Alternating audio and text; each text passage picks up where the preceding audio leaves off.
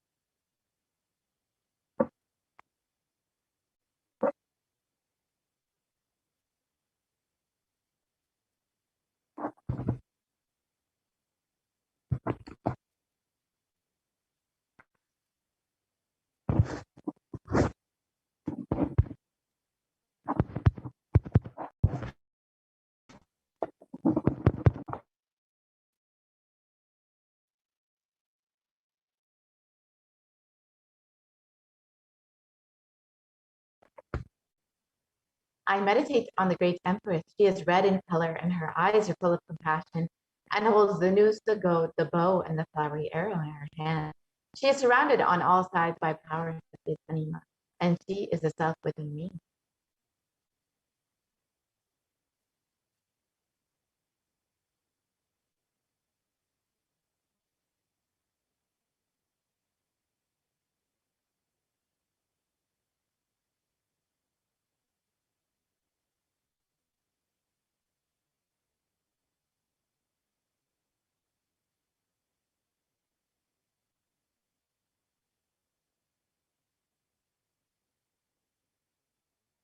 Devi is the ultimate pure feminine consciousness.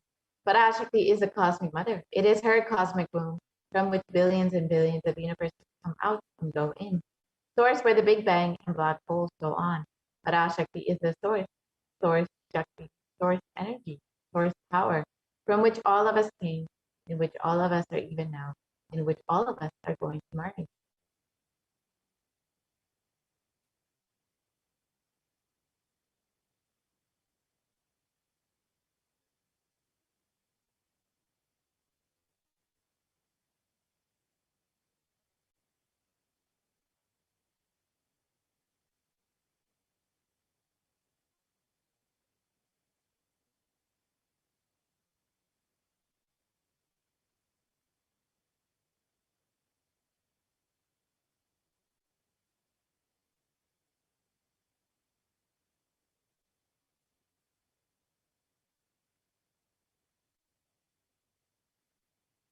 Out of her extreme love and compassion, Parashakti herself is manifesting through the embodied form as the Nijavatara of the Supreme Concept of Hinduism, Jagat Guru Mahasanidana, His Divine Holiness, Bhagavan Nithyananda Paramashivam, gracing us, answering all of our questions, attending to our prayers, giving boon, healing us, revealing our past, present, and future, delivering profound spiritual truths, and ultimately giving us the experience of Paramashivoham itself.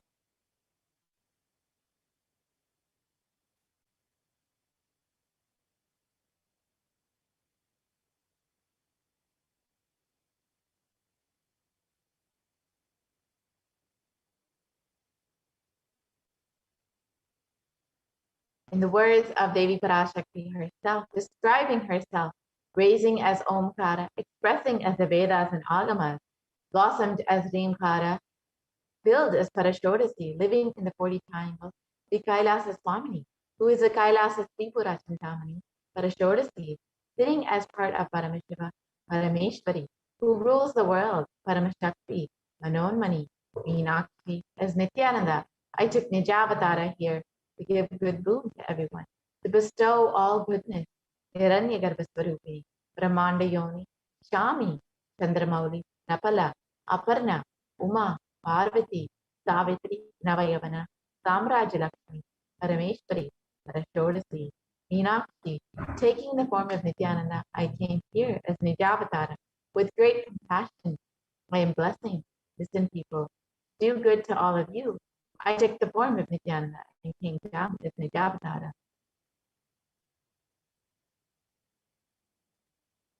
Raising in Omkara, blossoming as Shiva, Shiva manifesting as the source of existence, the powers of existence, the expression of existence.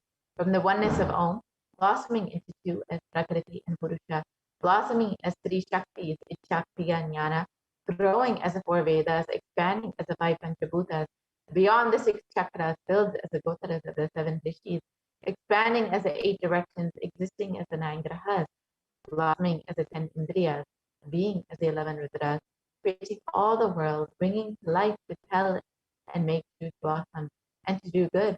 Parashodasi, Meenakshi, in the form of Nithyananda, I came to bless every one of you.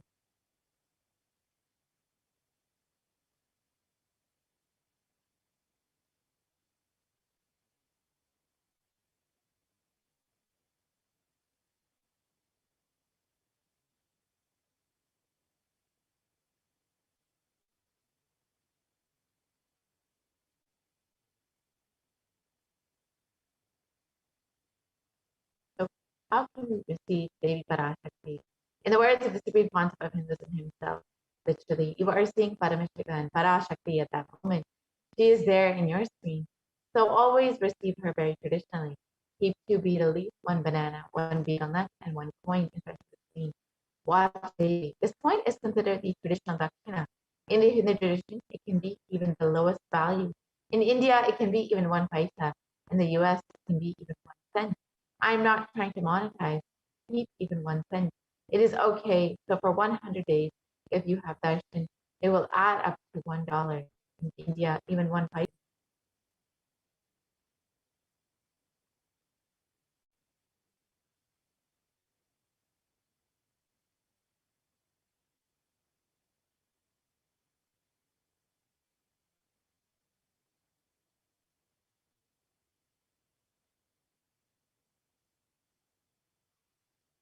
You can offer that to Devi after the darshan is over. Do namaskar and eat the banana, the betel leaf, and betel nut. Take it as prasadam immediately. Collect those coins and send them to the LA temple. This betel leaf, betel nut may look too small, but in a few days you will see how much it adds to your sentiment that really she is there. You will not take the Devi darshan for granted. Rituals will break your monotonous, unconscious mentality and lifestyle and remind you and raise you to the powerful cognition. It will break your unconscious behavior. Now, how can we set up our thumb? We can keep 2 betel leaves, 1 banana, 1 betel nut, and 1 coin, and put that on a plate and offer it to Devi every time you have darshan. You will see with just one small gesture how much your relationship, your connection to Devi Parashakti grows. Now, with this, we'll be entering into the next segment. As we all know, Devi Parashakti has been continuously revealing sacred secrets of the universe and about giving us guidance, advice, and now in this segment, we'll be understanding what Devi Parashakti has revealed about the sacred secrets of new birth.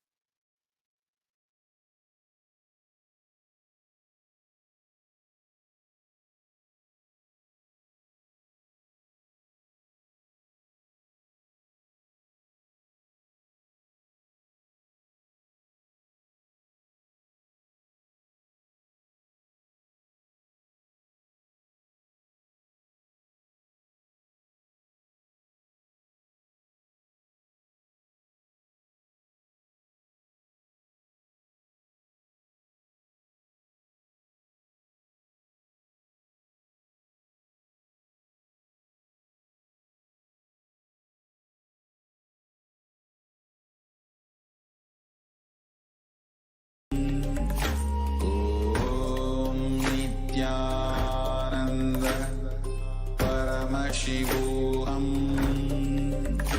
Om Nithyananda Paramashivoham. Om Nithyananda Paramashivoham. Om Nithyananda Paramashivoham. Om Nithyananda Paramashivoham. Om Nithyananda Paramashivoham. Om Nithyananda Paramashivoham. Om Nithyananda Paramashivoham. Om Nithyananda Paramashivoham. Om Nithyananda Paramashivoham. Om Nithyananda Paramashivoham. Om Nithyananda Paramashivoham.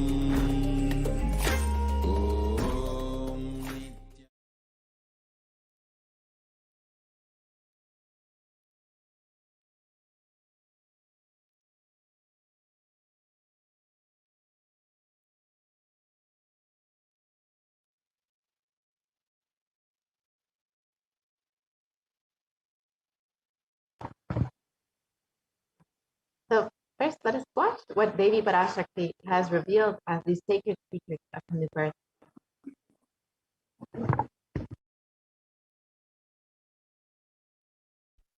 நன்றாய் கேட்டுக்கொள். உன் கேள்விக்கு உன்மூலமாய் உலகெங்கும் இருக்கும் இந்துக்கள் எல்லோர்க்கும் அளிக்கின்றேன் உத்திரம். கேட்டு வாழ்ந்தால் உங்கள் வாழ்க்கை பத்திரம். நன்றாய் கேளுங்கள். பிறப்பின் ரகசியத்தை பிறப்பிலா பெருமை உடைய பரமேஸ்வரி சொல்லுகின்றேன் கேளுங்கள். அண்டஜம், யோனிஜம், ஜலஜம், பீஜம் எனும் 4 விதமான பிறவிகளில் 84,000 யோனிகளில் பிறக்கும் பிறப்புகளிலேயே பெருமை வாய்ந்ததும் உத்தமமானதும் மனிதப் பிறவி. அந்த மனிதப் பிறவியிலும் பலமுறை பிறந்து உழன்று அரசியல், பொருளாதாரம், சுகபோகம், தர்மம், அர்த்தம், காமம் எனும் ஆசைகள், துக்கங்கள், அச்சங்கள் அனைத்திலும் அழன்று உழன்று இனி வேண்டாம் இப்பிறவி, வேண்டுவது மோட்சமே என்று முடிவெடுத்தோர்க்கு மட்டுமே ஹிந்து மத யோனிஜம், ஹிந்து பெற்றோர்க்கு பிறந்திடும் சனாதன ஹிந்து தர்ம யோனிஜம்.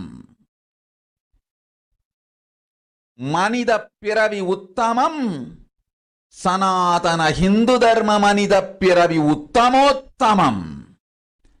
இந்த உத்தமோத்தம பிறவி எடுத்த எல்லோருக்கும் ஜீவன் முக்த விஞ்ஞானத்தையும் சனாதன தர்மத்தையும் காக்கின்ற கடமையும் உண்டு. அதனால் வருகின்ற நன்மையெல்லாம் அனுபவிக்கும் உரிமையும் உண்டு.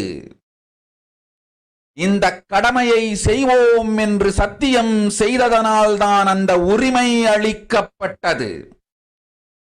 பூமிக்கு வந்தபின் மனம் மயங்கி மதிமயங்கி சனாதன தர்மம் காக்க மறந்ததனால் மாயை அவர்கள் உயிரை பறிக்கின்றாள். நன்றாய் புரிந்து கொள்ளுங்கள். உயிரை கொடுத்தாலும் தர்மத்தை காப்போம் என்று உறுதி எடுத்தவர்க்கே சனாதன ஹிந்து தர்ம யோனிஜம் அளிக்கின்றேன் யான். உடல் பெற்ற பிறகு ஊழிப் பெருவலியால் ஆசை அச்சங்களை உதறவிடாது, உதறியும் விடாது சனாதன ஹிந்து தர்மம் காக்க மறந்தோரை உயிர் வாழத் தகுதியில்லாதவர் பட்டியலில் உடனடியாய் மாயை சேர்க்கின்றாள். அதனால் ராட்சசர்களும் அசுரர்களும் தானாகவே இவர்கள் உயிரை எடுக்கின்றார். நன்றாய் புரிந்து கொள்ளுங்கள். உயிரை கொடுத்தாலும் தர்மம் காப்போம் என்று நிற்பவர்க்கு நிலைத்திடும் வீரஸ்வர்க்கமும் கைலாச பதவியும், எக்காரணம் கொண்டும் தர்மம் காக்க மறந்த உத்தமோத்தம ஜனனமான சனாதன ஹிந்து ஜனனம் பெற்ற மக்களுக்கு இல்லை வேறு கதி.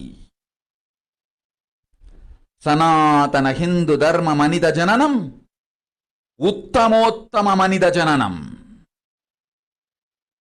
உங்கள் உரிமை உலகில் அதிகம், உங்களுக்கு கடமையும் உலகில் பெரிது. தர்மம் காத்தலே கடமை, தர்மம் காக்க காக்காதார்க்கு உயிர் வாழும் உரிமை இல்லை. நன்றாய் புரிந்து கொள்ளுங்கள். உத்தமோத்தம பிறவியான சனாதன ஹிந்து தர்ம பிறவி எடுத்த எல்லோரும் புரிந்து கொள்ளுங்கள். உங்கள் வாழ்வின் முதற்கடமை தர்மம் காத்தல். தர்மம் காக்க தர்மம் உங்களை காக்கும். சனாதன ஹிந்து தர்மம் காக்க மறந்திட்டால் வாழும் உரிமையை நீங்கள் இழந்து விடுகின்றீர்கள். அதற்கு மேல் வாழ்ந்தென்ன அழிந்தென்ன? பூமிக்கு பாரம் குறையட்டும் என்று அசுரர்களும் ராட்சதர்களும் உங்களை உண்டு தீர்க்கின்றார்கள். அதையும் மாயை கண்டு சும்மாவிருப்பாள். பிரபஞ்ச ரகசியத்தை, பிறவியின் ரகசியத்தை உலகிற்கெல்லாம் உத்தரமாய்ச் சொல்லிவிட்டேன். புரிந்து வாழ்வில் நடந்து உயிரை பத்திரமாய் பார்த்துக் கொள்ளுங்கள். அன்னை சொல்லும் அருள் சத்தியம் இது. ஓம் ஓம் ஓம்.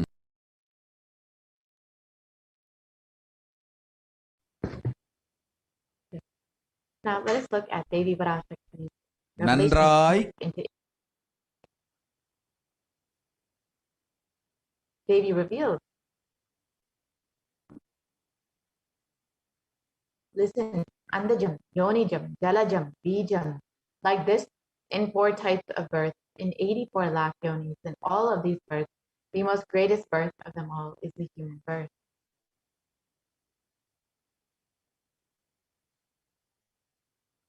Even in that human birth, being born and toiled many times, after getting burnt and toiled in politics, in finance, in luxuries, in dharma, artha, kama.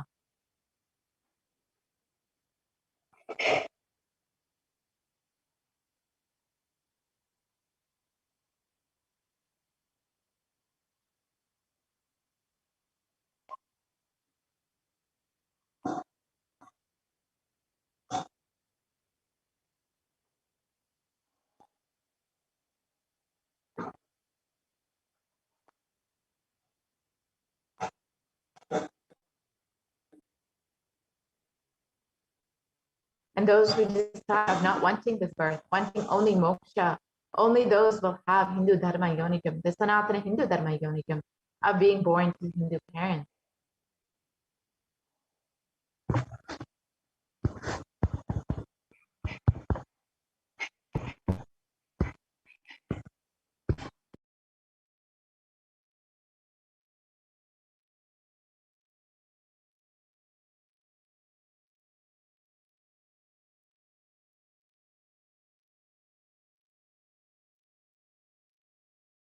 And even in that human birth is Uttamam, the best. Sanatana Hindu Dharma human birth is Uttamottama, the best of the best.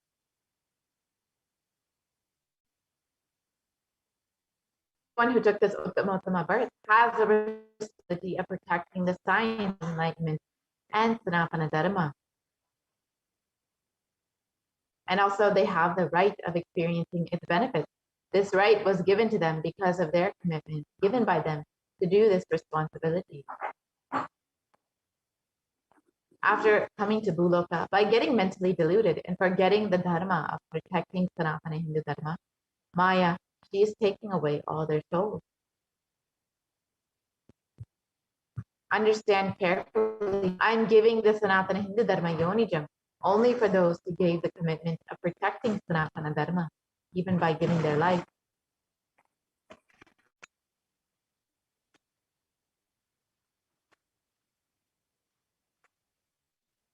After getting the body because of painful delusion, not dropping fear and greed, for those who forgot to protect that Sanatana Hindu Dharma, Maya, she will immediately add them all to the list of those who are not worthy of living.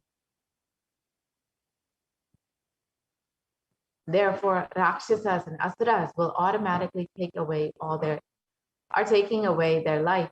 Understand properly, for those who stand that even by giving their life, they will protect Dharma, will permanently Veera Svarga and Kailasa Padavi.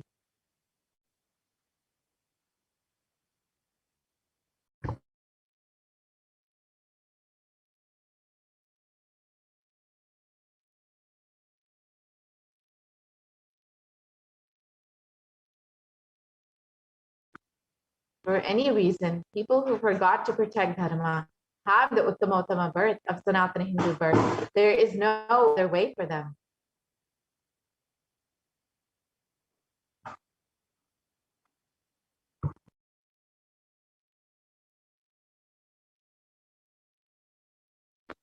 Sanatana Hindu Dharma, human birth, is Uttamottama human birth.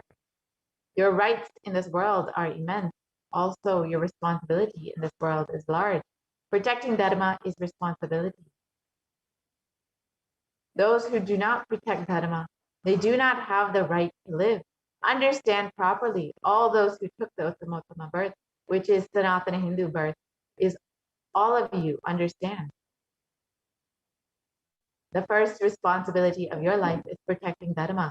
If you protect Dharma, Dharma will protect you. If you forget to protect Sanatana Hindu Dharma, you lose the right of living. After that, the bodies will get destroyed. Asuras and Rakshasas will eat you, so that burden on earth will be reduced. Seeing that Maya, she will keep quiet. So let us understand what is the responsibility of the Hindus as revealed by Devi Parashakti.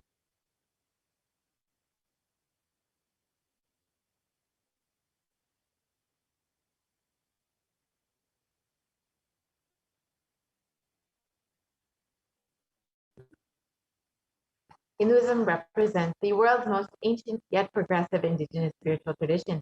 It is an open framework model of civilization that stands for global peace, vegetarianism, non-violence, yoga, worship of nature, temple-based living, manifesting spiritual powers, and the inherent divinity of every being.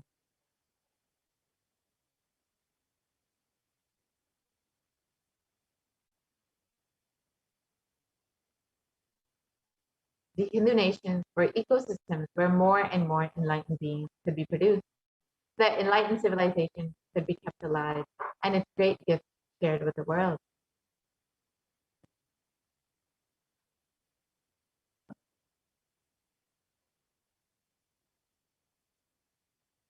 So let us look at some of the references of our Hindu nations from our scripture. The Ramarajya, the Hindu kingdom ruled by Bhagavan Sri Rama, was described in the Valmiki Ramayana. There was no widows to lament, nor there was any danger from wild animals, nor any fear born of diseases. The world was bereft of thieves and robberies. No one felt worthless, nor did old people perform concerning youngsters. Every creature felt pleased. Everyone was intent on virtue, turning their eyes towards Rama alone. Creatures did not kill one another.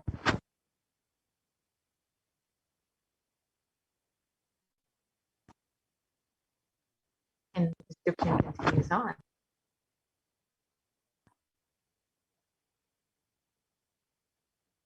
People survived for thousands of years with thousands of their progeny, all free of illness and grief. The trees there were bearing flowers and fruit regularly without any injury by pests and insects. The clouds were raining in time, and the wind was delightful to the touch. Every caste was performing their own duties.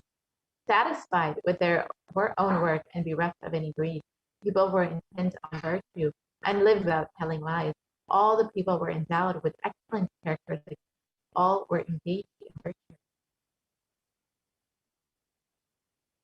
Another description of one of the ancient Hindu kingdoms, the Hastinapur kingdom, ruled by Yudhishthira, was described in the Srimad Mahabharata. Devas granted rains to fulfill all wants. The world became free of all diseases. There was no hunger or thirst anywhere. There was no mental suffering. Those without livelihood were given livelihood, and there was abundance all around.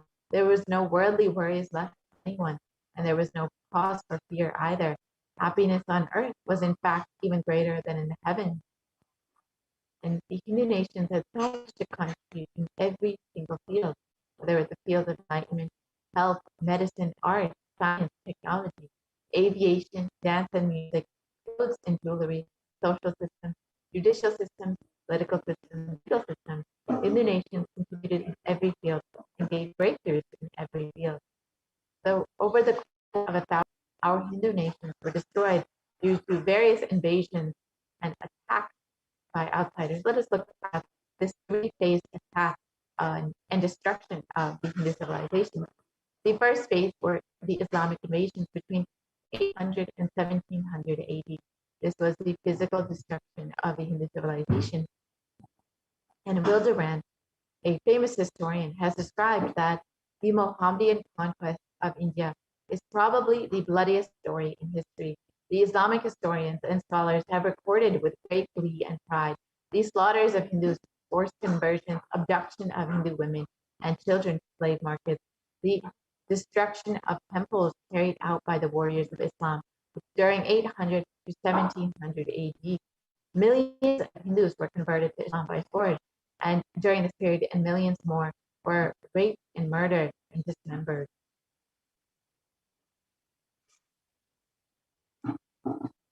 And the Islamic law prescribed for Hindus, described and conveyed by Khilji, one of the invaders, has described that Hindus are like mud. If silver is demanded from them, they must with greatest humility offer gold. If a Mohammedan desires to spit into a Hindu's mouth, the Hindu should open it wide for that purpose. God created slaves for the Mohammedans. The Prophet hath ordained that if Hindus do not accept Islam, they should be imprisoned, tortured, and finally put to death, and their property confiscated. To keep Hindus in abasement is especially a religious duty, because they are the most embittered enemies of the Prophet.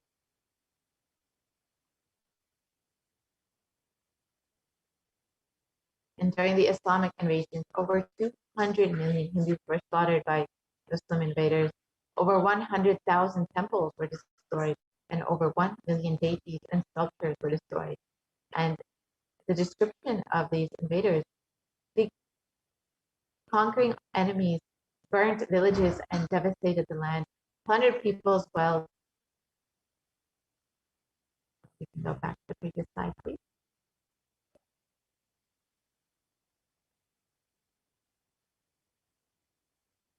We can go back to the previous slide, please.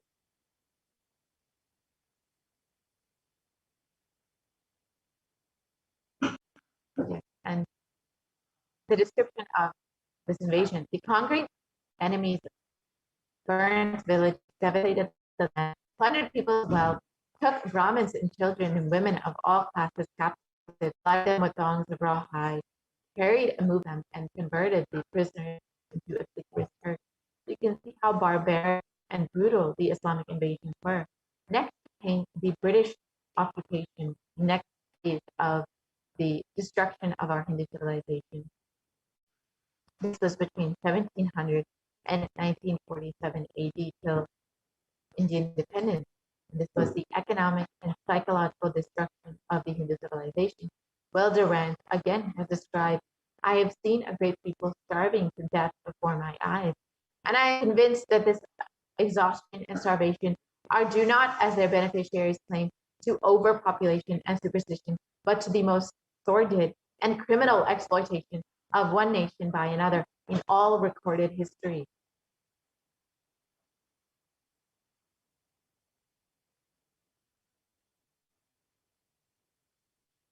And the British Empire used all possible means to destroy Hindu civil and cultural institutions in order to delegitimize and demoralize the indigenous people of India so that they would become slaves in their own homeland.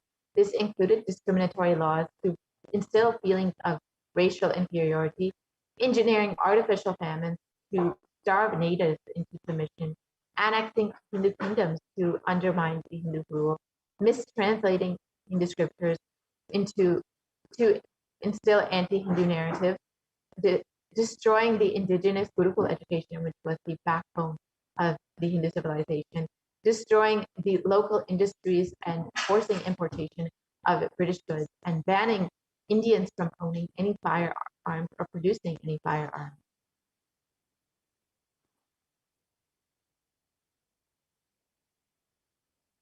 And during the British occupation, over $45 trillion was looted from India over 200 years, and 45 million Hindus were put to death due to artificial famines and imposed poverty by the British policies and reprisal killings for 1957 mutiny.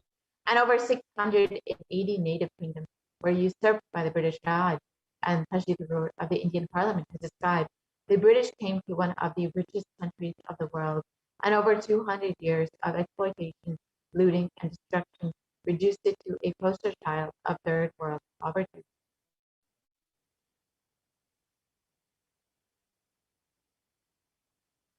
The next phase of the destruction of the Hindu civilization came with the secularization of India. This was between 1947 and present. This has been ruled by brown faces, British attitudes and policies towards Hindus. And Nehru, the first Prime Minister of India, has described what a disgusting, savage people we are. Politics, progress, communism, science, socialism. Where are they before this black religious savagery? India can never be a Hindu republic.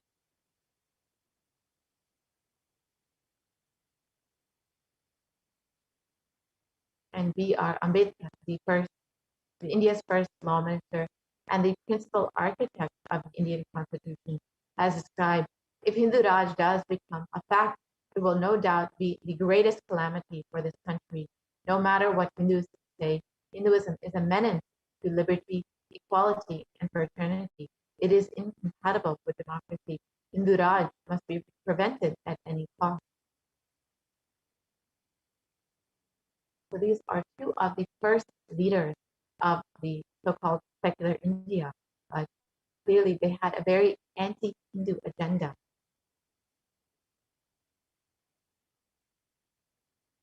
And the modern Indian legal system, academia, and media all systematically undermine, suppress, and delegitimize the Hindu institutions and culture. And they've done this through various methods. For example, the Indian Constitution has established government control over Hindu temples, schools, and other institutions, while other religions remain free from this interference. And Articles 26 to 30 of the Indian Constitution discriminates against Hindus by giving special rights and benefits to non-Hindus. This includes government benefits and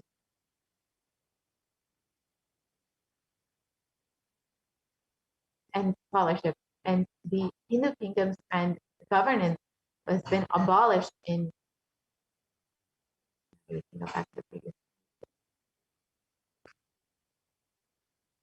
Hindu kingdoms and governance has been abolished in the secular India, and anti-superstition laws have been passed to criminalize Hindu practices, and mainstream in academia have presented Hindus as sexist, racist, backwards, and oppressors. And the media has also portrayed Hindus in the same way in both Bollywood and TV.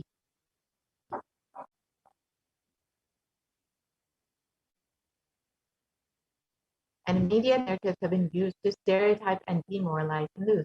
Bollywood and other mainstream media outlets consistently portray Hindu gods and gurus as cartoonish, dishonest, corrupt, and sex fiends in a manner that is similar to the British imperial propaganda. Media narratives have been used to shape human consciousness and further political agenda. Racist British colonial stereotypes portraying Hindus as superstitious, backwards, dishonest, and corrupt has been perpetuated by their British brown successors in modern day India, completely unabated. Here you can see some of the examples of how Hindus and Hindu gods and gurus have been portrayed in the media. So now let us look at the revival of the Hindu nation. As it is the responsibility of Hindus as described by Devi Parashakti.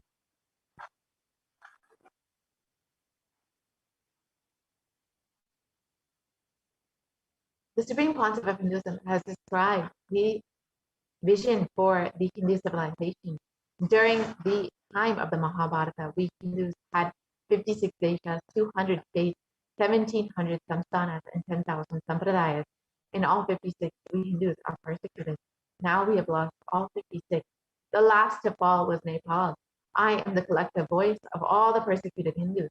I will revive and rebuild a Hindu nation built on the Vedagamic principles as a refuge for all the practicing and aspiring Hindus, as a safe haven for all the persecuted Hindus.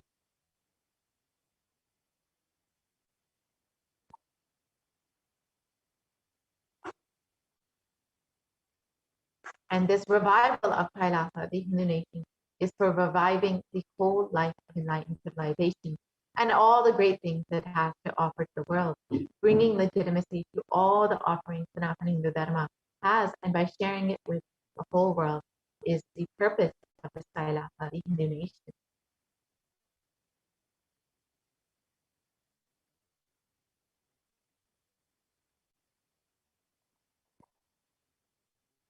And Kailasa is the revival of the cosmic constitution. Kailasa is the model nation of how enlightened civilization should be living and administered. Politics, judiciary, education, economy, everything will be revived as Paramashiva revealed in the Vedagamic scriptures, the Sanatana Hindu Dharma scriptures.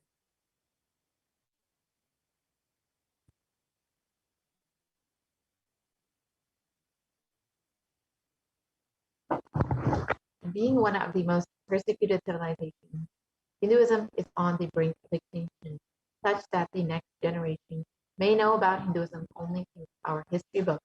So what can we do to stand up for our Hindu civilization and all that it has offered to the world?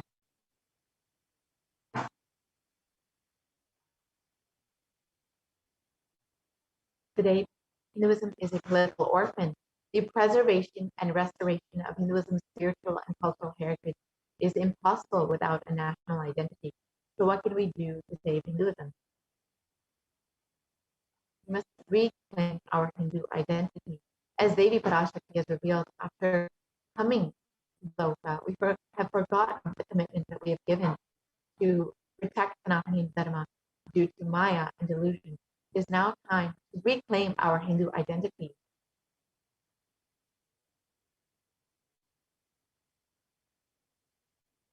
We need to understand that Hinduism is responsible for our successful life.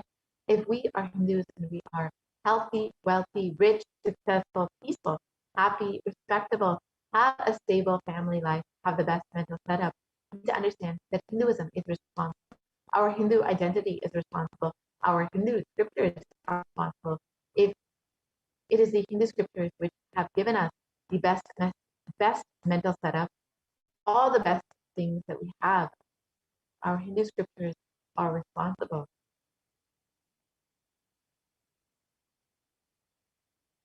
And Hinduism is amongst the most, Hindus are amongst the most richest and successful ethnic communities in the world.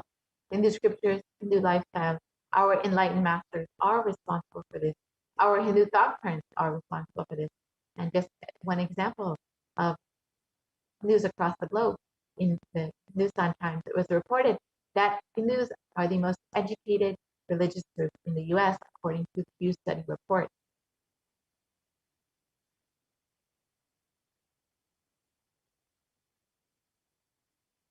So it is now time to reclaim our Hindu identity.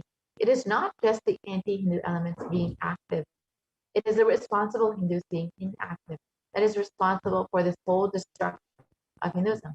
So let us now take responsibility for Hinduism and all the Hindus all over the world reclaim our Hindu identity, as Devi revealed that we have given when we were given the Uttamottama birth of Sanatana Hindu birth.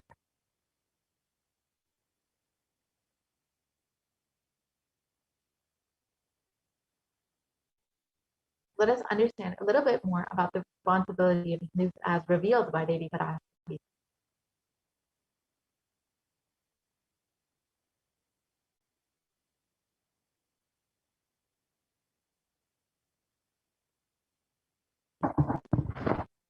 It is the responsibility of Hindus to revive this enlightened civilization again and again and give all the gifts of the enlightened civilization to humanity. The revival of the enlightened civilization, the Kailasa, the Hindu nation, is the survival need of humanity.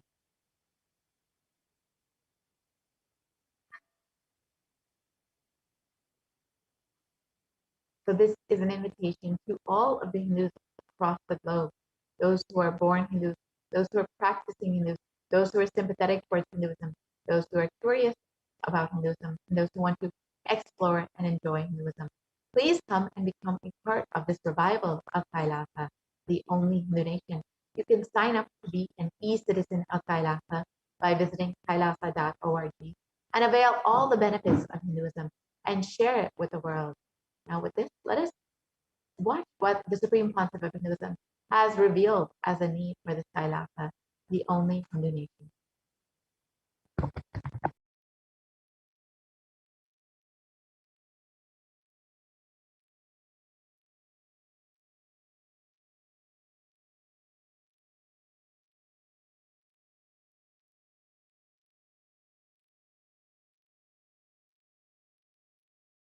Contribution. Hinduism, Veda Agamas have great things to contribute to the world. Like the great power manifestation science, the ancient culture and arts, the ancient lifestyle truths, the ancient medical practices and medicinal knowledge, the ancient indigenous cultural heritage and jewelry, perfume, dance, music, in every level, Hinduism has so much to contribute. Veda Agamic traditions have so much to contribute.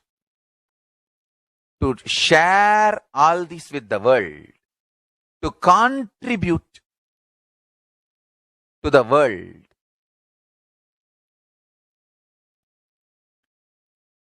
Hindus need to tell the world what they are contributing in every level. The brand of Hinduism itself is enriching and empowering and enlightening. Hinduism is all about enlightening the world. Empowering, enlightening, enriching the world. Contributing.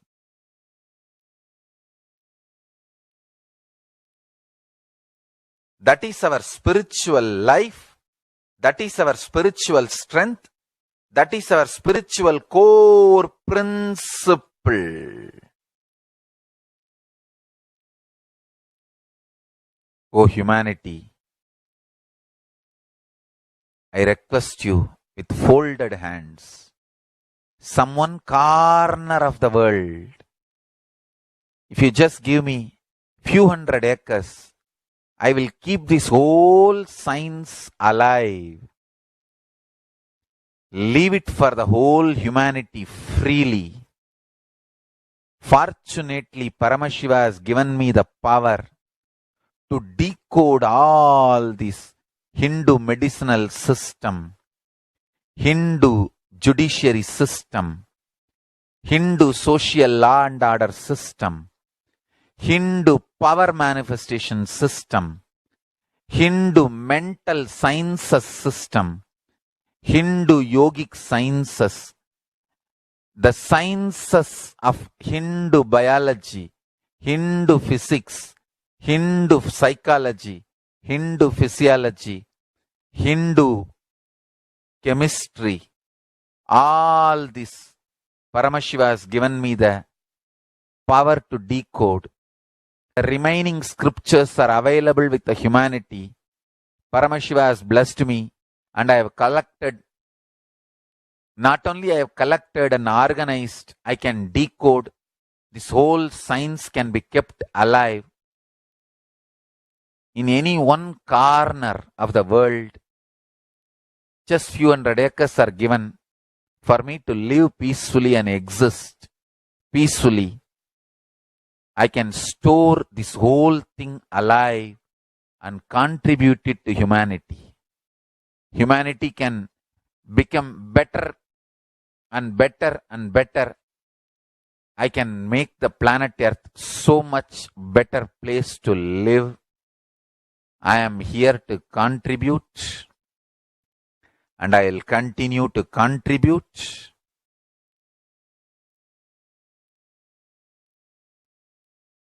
As long as I am allowed to live, I will contribute.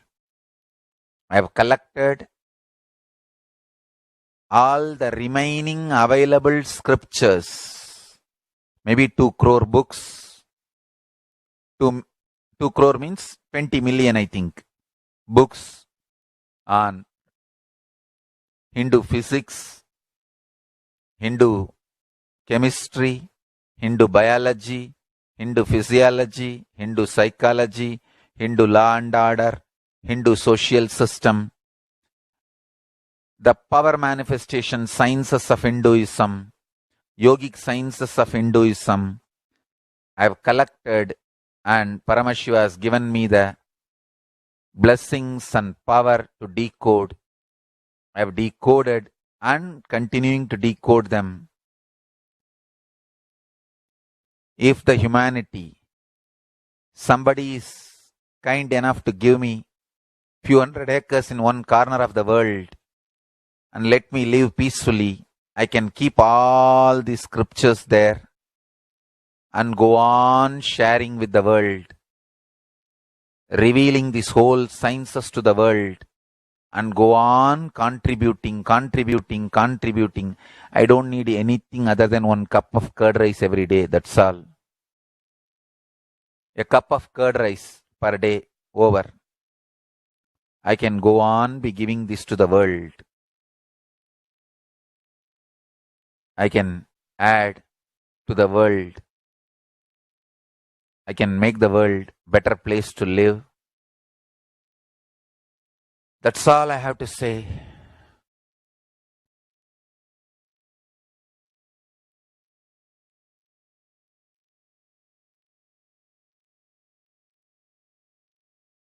Thousands of medicines are described detail in ancient Siddha and Ayurvedic scriptures.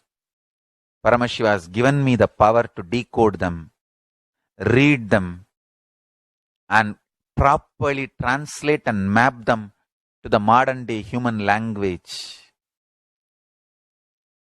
And I am ready to work 20 hours a day. I just need few hundred acres where I can sit peacefully and keep this library, run a Gurukul where thousands of people can learn this and share it with the world. Understand?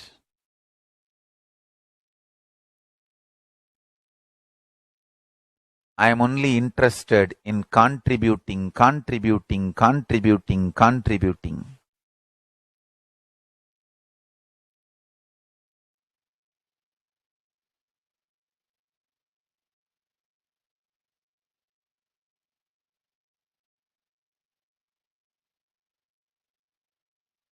If we can decode all this great knowledge, whole world can prosper from this knowledge. Whole world can enjoy from this knowledge. If I prosper, I will only create a university. I will not create anything else. If the Hindus prosper, they will only create education institutions. Because Hinduism is all about giving, contributing. If I prosper, I'll create university, that's all. Kailasa is all about university to decode the ancient sciences and share with the world. Understand? Every day I am sitting and going on decoding, writing notes on my books and writing details on my books. Whether it is making human beings manifest powers, and I have also now started downloading and decoding the science of making animals manifest powers. Whether making people manifest powers or healing,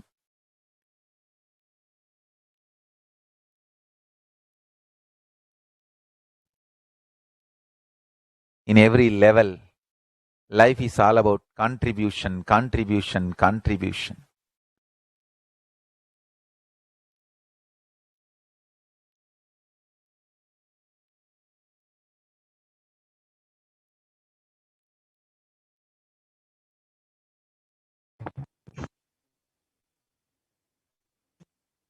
Now that we have understood what is the need for the Kailasa, the only illumination, that is, you would like to become a part of the survival, you can sign up to be an e-citizen of Kailasa by visiting Kailasa.org and becoming an e-Kailashian. And you can share this with all of your friends and family and invite them to also be an e-Kailashian and to be a part of the survival of Kailasa. Now with this, we will be concluding this portion of the program. We'll be entering into the next segment where we will understand some of the offerings that we can make to Devi Parashakti. As all of us know, Devi has been continuously manifesting over the last several months to guide us, bless us, and protect us during this time. So if you would like to offer your gratitude to the Divine Cosmic Mother, you are welcome. Stay tuned for this next segment where we will go through some of the offerings that we can make for Devi Parashakti.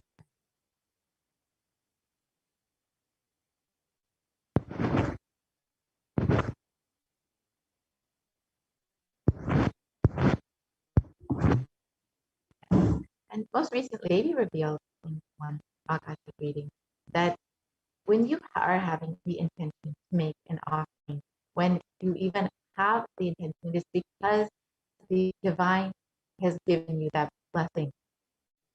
Devi Swamiji has given you that intention to even make an offering. And you will only be given that intention when the divine, when Devi, when Swamiji are ready to shower upon you, to shower their great blessings upon you. So now, if you're having this intention to make an offering, you should celebrate this intention, and you can stay tuned for this next segment and understand how to make your offering.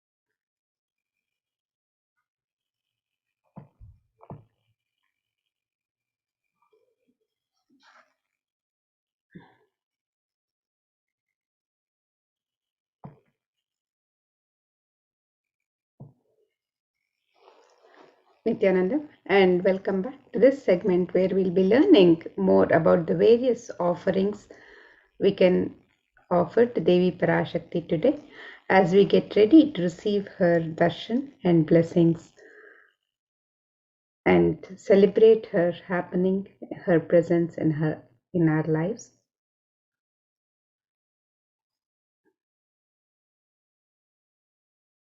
And in the Hindu tradition, the offerings are a pure gift of love, devotion, and oneness, and it consists of the sacred sentiments of the devotee to the divine. And when the divine accepts what one offers, the offering becomes complete. The offerings are not made out of fear or greed. It is just an expression of the pure love and devotion for the divine.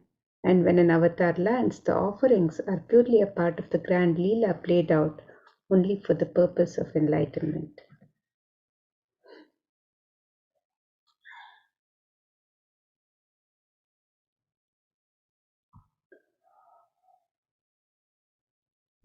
And now, as we prepare to receive Devi Parashakti with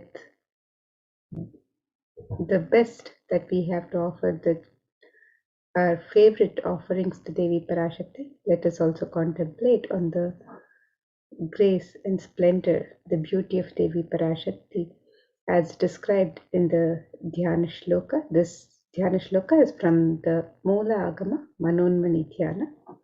This verse says, Induni bhaveda karavarni nayanam syat pankajavaraabhaya japakshasarayuktam angahimabhushana vichitravasanam syat tungamakutojvala manonmani swarupam. The translation of this verse, it says, moon-like face holding Veda, books on hand, fire in eyes with lotus flower gracing in blessing hands and one hand with Japamala, beautifully decorated with jeweled ornaments in wonderful clothes and shining crown. Her name is Manonmani.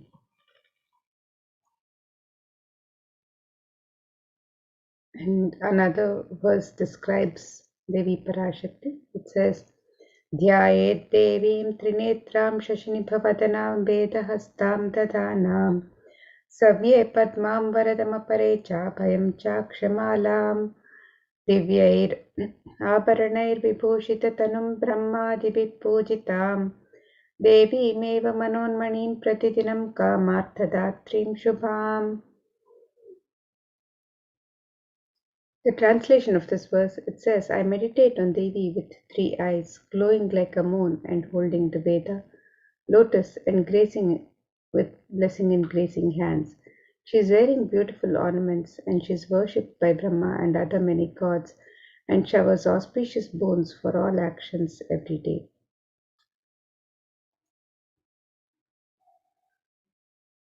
And in the Hindu tradition, the sacred element of gold is used in abundance in the various rituals and offerings to the divine in the temple rituals and items of worship. So let us look at the significance of this divine element of gold in the worship of the divine. And this verse from the Atharva Veda describes one of the many significance of gold. I'll be chanting this verse from Atharva Veda now. Tredajatam janmanedam hiranyam agnirekam priyatamam babhuva somasyaikyam insitasya parapatata apamekam veda samreta ahutatte hiranyam trividastvai vishe. The translation of this verse, it says, triply born by birth is this gold. From the atoms of Agni is one. It becomes dearest to Agni. One fell away from the Soma when it was hurt. One they call the seed of virtuous and powerful Apa, the watery molecules. Let that triple gold be for your long life. Gold is a divine element in the Hindu tradition. It purifies anything it touches. It is an element of great spiritual significance and spiritual power of healing and enlightenment. The vibration of gold has the power to infuse sattva energy and positive thought currents in anyone who wears and in anyone who sees or operates in its vicinity. Gold is present in all the scriptures, the Agamas, the Vedas, Shrutis, Smritis, Itihasas, Puranas. In all the Hindu scriptures, it is abundantly displayed that gold is the most auspicious and purest metal which purifies our being. In the Hindu civilization, everything was built in gold, exchanged in gold. Ritual feasts were offered in gold bricks. When one was to be saved from life-threatening illnesses, gold was offered as a ritual fee. Gold was in abundance and used for weighing equivalent amounts of commodities, including cows. Kingdoms were built with huge stores of gold. The streets would have huge columns and huge archways made of gold. Horses and cows were dressed in gold. Hindu civilization thrived on the banks of rivers of gold. The Indus River was called Hiranyamaya, the river of gold in Rigveda. The river Saraswati was called Hiranyavartini in Atharva Veda. Gold is the supreme element for offering gifts to the ones you love and revere. Temples are constructed and paved in gold. Deities are made in gold and decked and adorned in gold because it preserves the enlightenment energy for thousands of years and it lasts forever.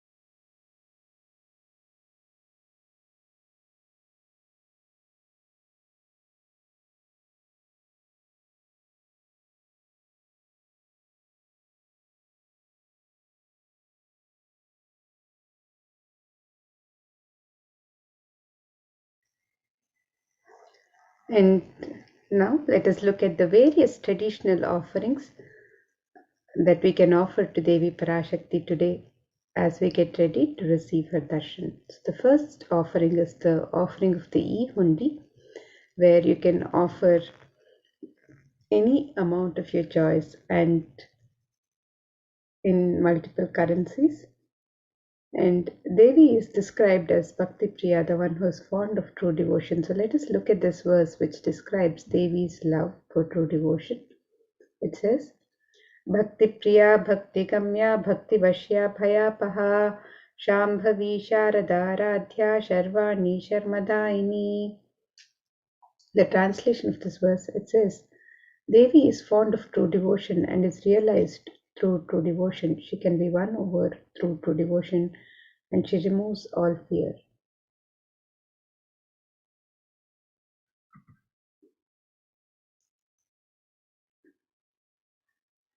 If there's any fear in the minds of devotees, Devi is sure to remove that fear. It is stated that Devi likes to be worshipped in autumn, and here it is meant the autumn of our lives when our thoughts turn more and more inwards. The role of the divine is known and understood clearly. The need for Devi worship then becomes stronger. Shambhavi is the consort of Shambhu or Lord Shiva. Sharadaradhya is the one who is worshipped by Devi Sharada, Devi Saraswati. Sharvani is the wife of Lord Shiva. Linga Purana says Lord Shiva is called Sharva in his earth form, and Sharmadaini is Devi who bestows happiness on her devotees. And you can offer your gratitude and devotion to Devi Parashakti by offering your kanika, your token of gratitude, in the e-hundi in any amount and multiple currencies. And the e-hundi is similar to the hundi offerings in the temples where the devotee can offer any token of gratitude of their choice. So today, as you get ready to receive Devi Parashakti, you can make your e-hundi offerings on the website www.kailasamailer.com/sevas. And the next offering to Devi Parashakti is the offering of the Sankalpa chanting.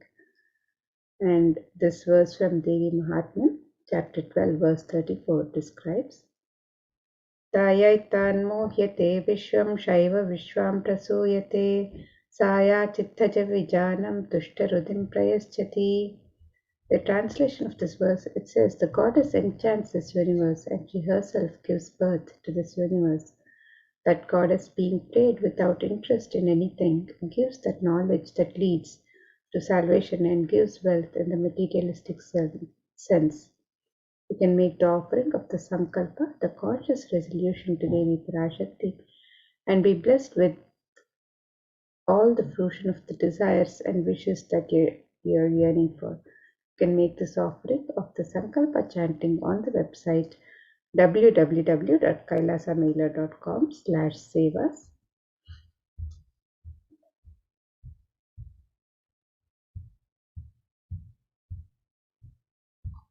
And the next offering to Devi Parashakti is the offering of the Sahasranama Swarnaka. So this is the offering of the pure gold coin inscribed with one of the 1008 sacred names of Devi Parashakti. And Devi is described as Nama Parayana Prita, she who likes the repetition of her various names. And this offering of the Sahasranama Swarnakasu, where each coin is inscribed with one of the 1008 sacred names of Devi Parashakti, is a very special and unique archana offered to the Mahameru of Devi Parashakti. And when you make this offering with each coin inscribed with the 1008 sacred names which describe the Ananta Kalyana Gunas, the very divine qualities of Devi Parashakti, you are blessed to imbibe those very same divine qualities of Devi Parashakti herself. So you can make this offering of the Sahasranama Swarnakasu, the pure gold coin inscribed with the 1008 sacred names of Devi Parashakti. You can make this offering in 3 different denominations and any number of coins as you wish to offer. And you can make the offerings on the website www.kailasamailer.com/sevas. And the next offering that we have is the Mukta Anguti, finger ring with pearls. And Devi is very well known to be adorned and very fond of pearls. And of course, the pearl represents the compassion of Devi. In this verse, it describes, I bow to the goddess Meenakshi, whose crown has garlands of pearls, and the face shining like a full moon, who wears anklets that are studded with gemstones and has small bells, who is shining like the splendor of the lotus, who grants all the wishes, the daughter of the mountain, who is worshipped by goddesses Vani and Rama. I remain ever bowing to the goddess Meenakshi, the ocean of compassion.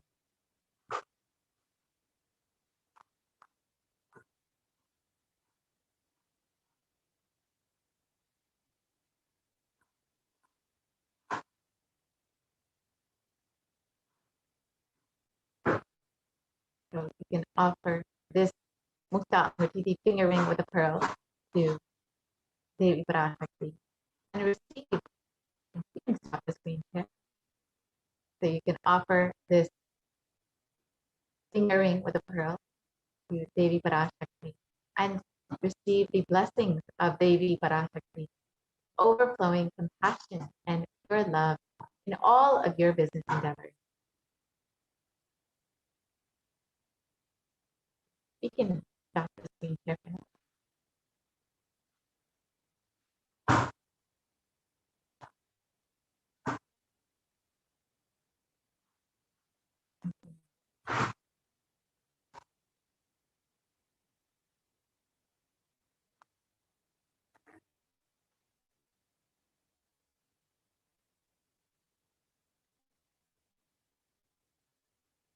So let's now look at the next offering that we have available.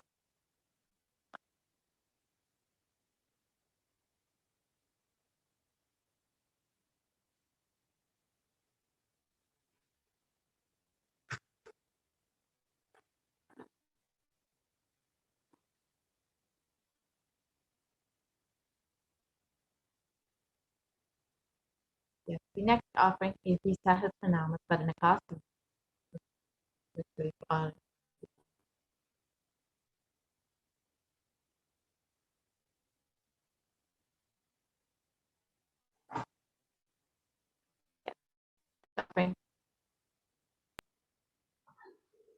Yes, the next offering to Devi Parashakti is the offering of the Swarna Padma Pushpa, the gold lotus flower. And the gold lotus is a sacred offering in the Hindu tradition and is used in the worship of the divine, and it has many significance in the worship of the divine. One of the verses from the Kamika Agama describes the significance of the gold lotus, and this verse says, Ashtavidyeshwaropeta kumbhavarna samyutam sarve sasutra vastraadya hema pankajabhushitaha sapidanas sakkurachascha pakva billa palaprabha snapanadhyaya samsiddha pramanena samanvitaha. The translation of this verse, it says, all the kalashas should be wound around with suitable thread and covered with a new cloth. They should be adorned with the lotus flower made of gold. And there are hundreds of scriptural references for using the lotus in the worship of Paramashiva. Almost everything in the worship of the ultimate involving the consecration of deities of worship or meditating on the mudras or asanas used during worship involves the lotus flower, the lotus leaf, the lotus pericarp, the lotus petals. The lotus is a divine flower in the Hindu tradition. The Shakti of Paramashiva is also called a lotus. The base of the Paramashiva linga is a lotus. The disciple of Paramashiva is also considered a lotus, the one who is about to bloom. So you can make the offering of the gold lotus in any of 3 different sizes and be blessed to have the state, space, powers and being of Devi Parashakti in your inner space amidst any and every adverse situations in life.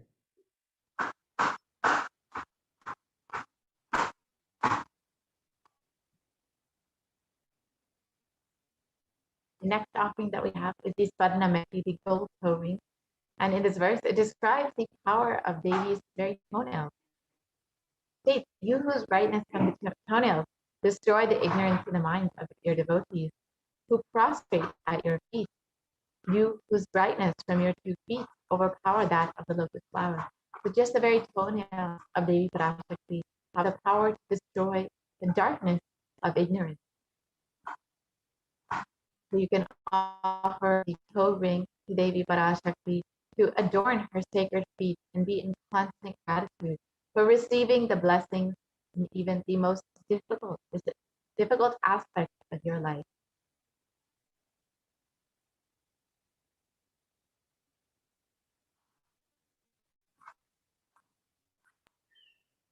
And the next offering to Devi Parashakti is the offering of the Swarna Mangtika, the gold hairline jewelry. And Devi is described as Sudha Sharabi Varshini, she who makes the nectar flow in all our nerves from the Sahasrara, she who gives the very pleasant experience of the ultimate. And the Swarna Mangtika represents the nectar overflowing from the Sahasrara chakra, which is fully opened with the sacred sentiment of gratitude. And you can make the offering of the Swarna Mangtika, the gold hairline jewelry to Devi Parashakti, and receive the blessings of achieving the blissful state of overflowing gratitude and the space of complete completion. And you can make this offering on the website www.kailasamailer.com/sevas.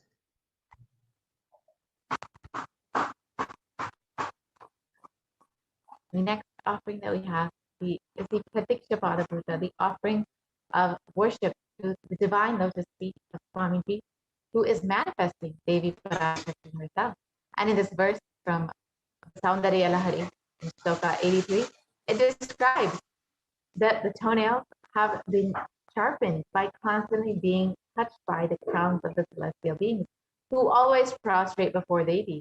Tamoguna is darkness. In this Stotram summit is indicative of the ignorance in the minds of the devotees, and by constantly prostrating before Devi, their ignorance is removed and they attain the ultimate knowledge. We can offer the Pratiksha Pada Puja to Swamiji, manifesting Devi Parashakti, and be blessed to remove all the ignorance and attain the ultimate knowledge of enlightenment.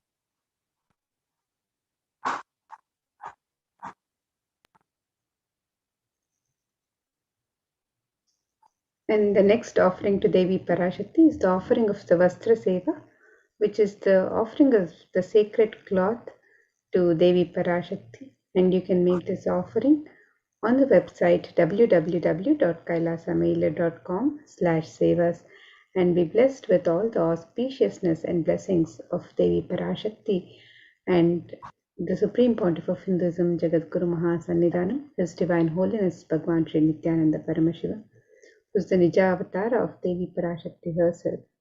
You can make this offering on the website www.kailasamailer.com/sevas. So here is the list of all the offerings that you can make. The Ihundi offering, the Sankalpa chanting, Devi Sahasranama Swarnakasa, the Mukta Anguti, the Svarna Padma Pushpa, the Svarnameti, the Svarnamantika, and the Pratiksha Padhuja and the Vastra Seva. So in order to make your offering, you can visit kailasamailer.com. So if you are wanting to make your offering, but you still want some information or you need some more details or need some help manifesting this offering, you can fill out the intention form, which we will be projecting to you shortly. And if you are ready to make your offering, we will be going through how to make your offering very shortly. So you can visit kailasamailer.com/sevas in order to make your offering. Fill out your intention and you can make your offering.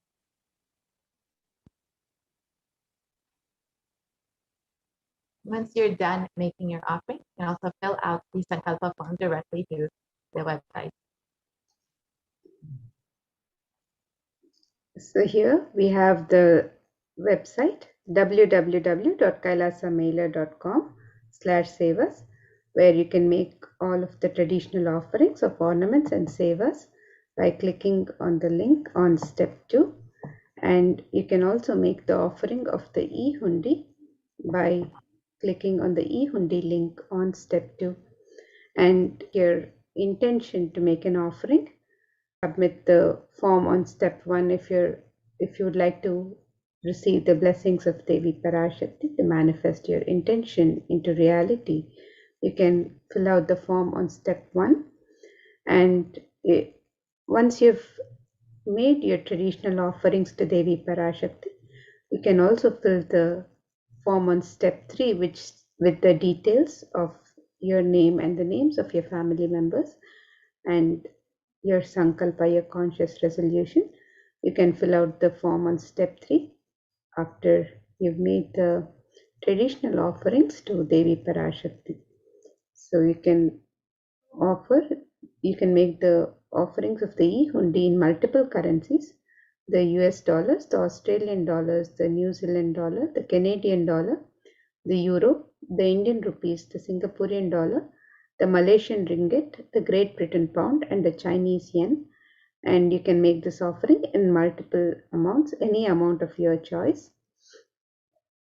And you can also make the traditional offerings of the ornaments and sevas to Devi Parashakti on this website, where you can offer the Sankalpa chanting, the conscious resolution, the Devi Sahasranama Swarnakasu, which is the pure gold coin. Each coin, 1008 sacred names of Devi Parashakti. This offering can be made in 3 different denominations and any number of coins.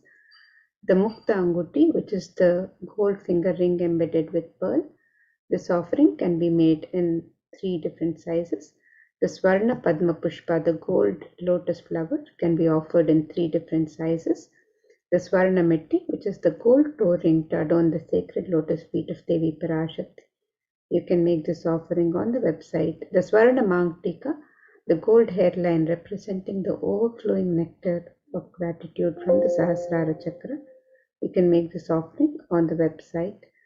And you can also make the offering of the Pratyaksha Pada Puja, the Vastra Seva, and any of the traditional offerings to Devi Parashakti. You can make the offerings on the website www.kailasamailer.com/this. Now we'll be moving to the next segment of this program, where we'll be learning more about the various facilities being made available for the care and well-being of humanity through the various de facto spiritual embassies of Kailasa as guided by the Supreme Pontiff of Hinduism himself.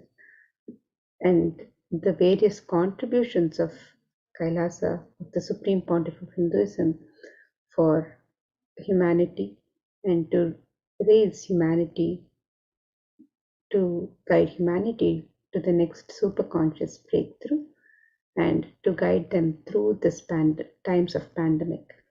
So let us look at the various facilities being made available, the many contributions of Kailasas for humanity. Let's now get ready for the next segment and prepare to receive the darshan and blessings of Devi Parashakti.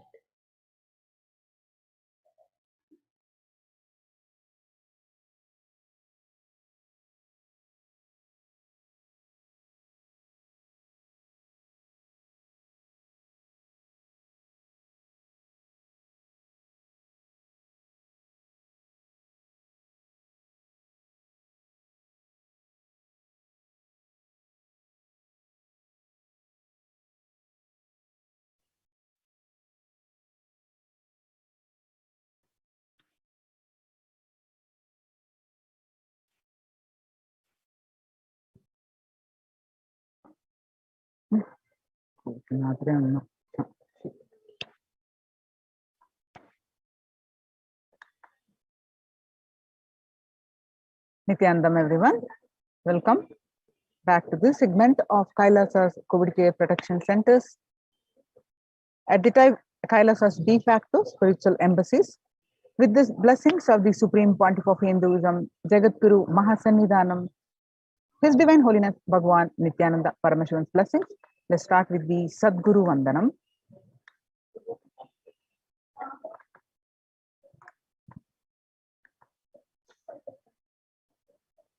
Nithyanandam Paramasugadam Kevalam Jnanamurtim Dvandvatitam Gagana Chadusham Tattvamasya Ekam Nityam Vimalamachalam Sarvadi Sakshibhutam Bhavatitam Triguna Rahitam Sadgurum Tam Namami.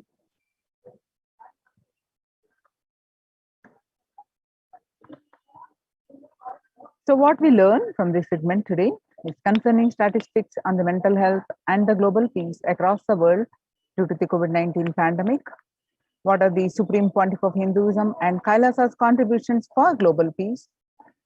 Supreme Pontiff of Hinduism's spiritual solutions for COVID-19, Kailasa's COVID Care Protection Centers, and why temple-based ecosystems. UN recognizes Kailasa's contributions and join Kailasa's COVID Care Protection Centers. The crisis that we are under. Today, people around the world are trying to grapple with the grim reality that the pandemic is far from over. The aftermath of the current calamity promises to be much more devastating. The greatest economics of the world are facing disastrous futures, and countries are facing off each other in deep mistrust. Now let us see some statistics and current news. Record high cases in Australia amid third wave of COVID-19. Australia reported a new record number of coronavirus cases when the country continues to battle the third wave of COVID-19 infections. The World Health Organization makes a big statement about Delta variant of COVID-19. The World Health Organization recently said that the Delta variant of coronavirus has elbowed out all the other COVID-19 variants of concern that now represent a tiny fraction of the samples which are being sequenced. Less than 1% of alpha, beta, and gamma are currently circulating.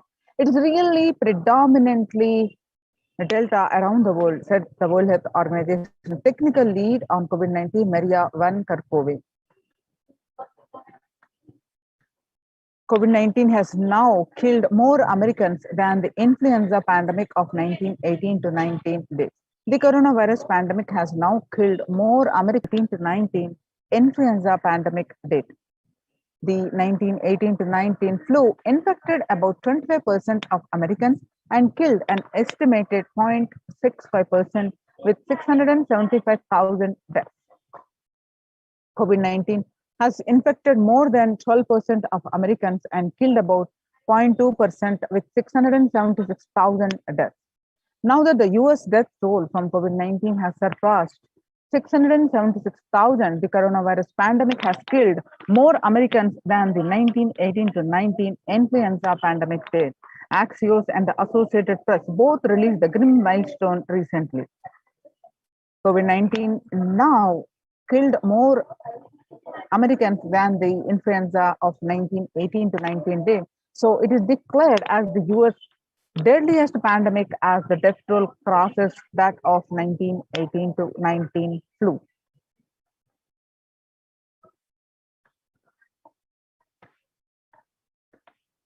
People infected with alpha variant exhales 100 times more virus into the air than original COVID strain.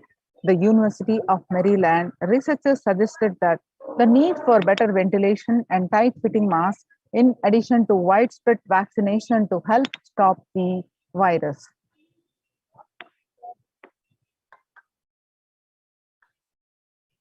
Six-feet distance may not be enough to prevent viral transmission indoors.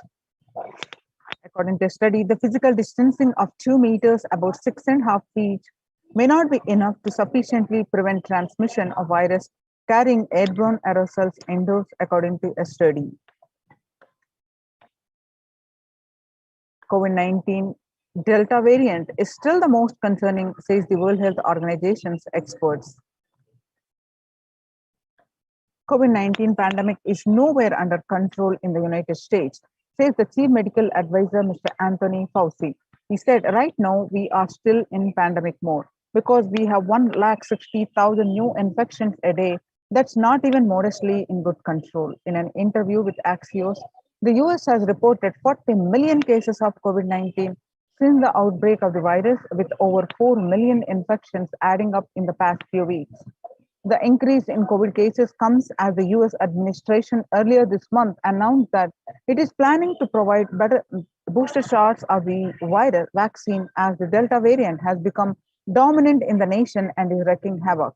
The surge in Delta variants is driven by the low vaccination coverage in many communities across the US, according to the US Center for Disease Control and Prevention. In the country of our size, you can be hanging around and having 100,000 infections a day. You've got to get well below 10,000 before you start feeling comfortable, Mr. Fauci said. The World Economic Forum, COVID-19 made the world less peaceful.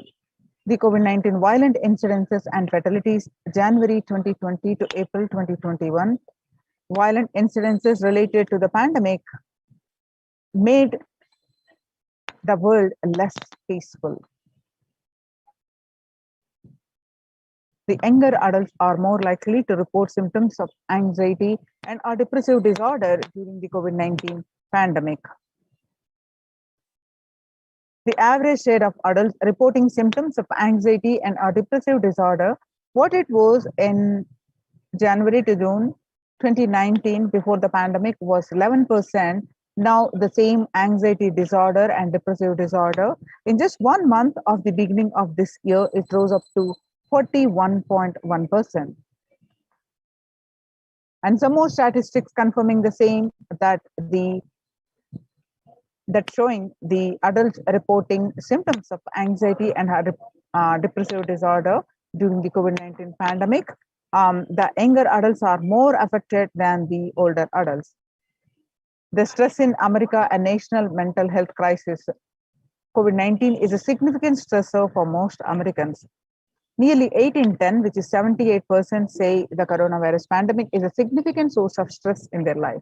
Nearly 7 in 10, which is 67%, say they have experienced increased stress over the course of the pandemic.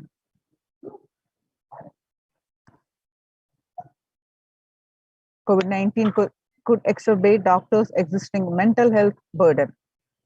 Of the health workers who treated patients during the COVID-19 outbreak, 50% showed signs of depression and 45% showed signs of anxiety, according to preliminary research. Self-reported mental health among pregnant women and new mothers. Before the COVID-19 pandemic, depression was 15%, and now during the pandemic, it rose up to 40.7%. And anxiety was 29% before the pandemic, and now it rose up to 72% during the pandemic. Now, living under stay-at-home orders, 8 in 10 students are struggling with focus on school or work and avoiding distractions. And 55% of all students do not know where to go for help for their mental health. Understanding the pandemic's impact on working women. Nearly 82% of the women surveyed said their lives have been negatively disrupted by the pandemic. And nearly 70% of the women who have experienced these disruptions are concerned their career growth may be limited as a result.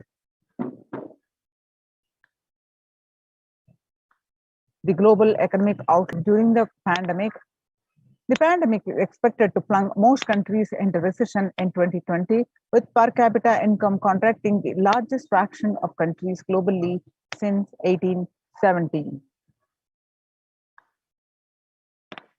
International Labour Organization, COVID-19 is a threat to peace building in conflict-affected nations. COVID-19 crisis has worsened already fragile situations. The ILO is more aware than ever of its responsibility to promote peace and resilience in the time of this global pandemic.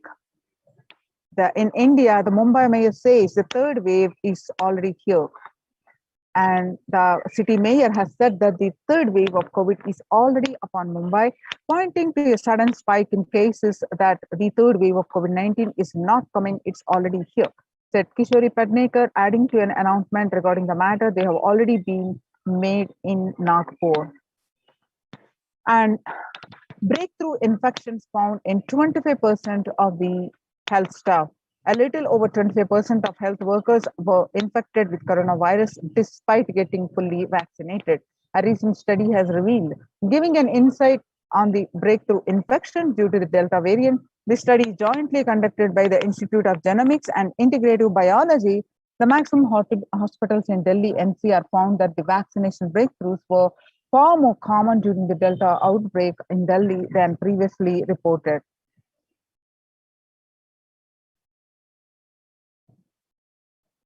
The COVID-19 variant Mu shows signs of vaccine resistance. All you need to know. The new coronavirus strain known as Mu, which was first identified in Colombia in January, has been designated a variant of interest by the World Health Organization. After being detected by the Colombia, Mu, known as scientifically as B.621, has since been reported in other South American countries in Europe.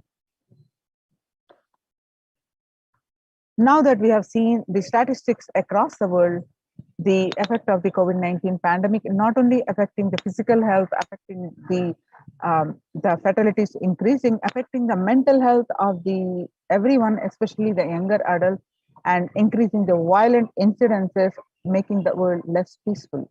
So, how to cope up with the current COVID-19 pandemic? It is important to address the COVID-19 pandemic, which is seeing another wave, destroying many more lives. The Supreme Pontiff of Hinduism says the pandemic fatigue is setting in as a result of continuous lockdown and resulting in delusional ignorance. Holding on to the delusion and supporting this phase of delusional decision leads to delusional arrogance.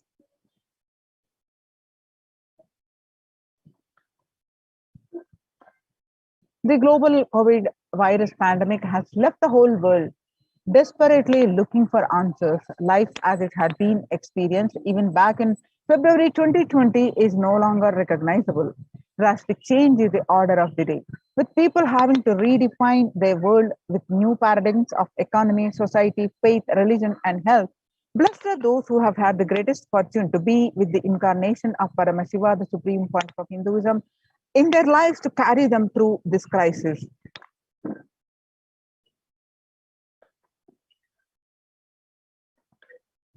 Sustainable developmental goals. Making peace with the nature is possible if you start now. Making peace with the nature is possible only if you start now. Even amid pandemic, the 2021 can go down as a year we made peace with the nature and set the planet to healing. Our environmental, social, economic challenges are interlinked. They must be tackled together. For example, we cannot achieve sustainable developmental goals, including ending poverty by 2030, if climate change and ecosystem collapse are undermining food and water supplies in the world's poorest countries. We have no choice but to transform our economics and societies by valuing our nature and putting its health at the heart of all our decisions. Now let's watch a small clip of making peace with the nature.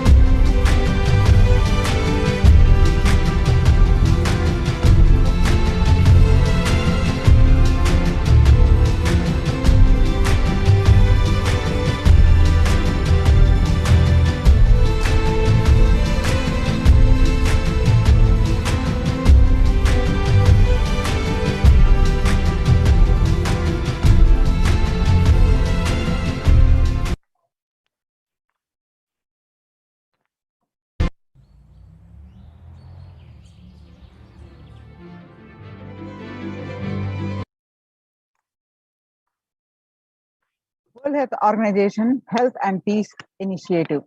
Health and peace are interrelated. In the words of the Director General of World Health Organization, Dr. Tedros, there cannot be health without peace, and there cannot be peace without health. If individual groups and enjoy equitable access to health services, fulfilling their rights to physical and mental health, and health actors design natural health interventions that promote trust and dialogue, and communities are empowered to cope with violent conflicts, then health coverage is more universal. Grievances can be heard with address to generate trust, and around health emergency concerns, affected communities are more likely to make meaningful contributions to peace and reconciliation and to resist incitements to violence.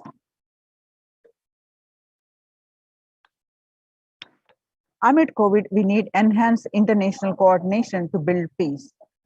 Tackling the pandemic and building resilience in fragile states requires concerted international action at local, national, and global levels. As the humanitarian and economic toll of the COVID-19 pandemic continues to grow, so does the risk that this crisis will fuel new conflicts around the world while streaming the prospects for resolving ongoing ones.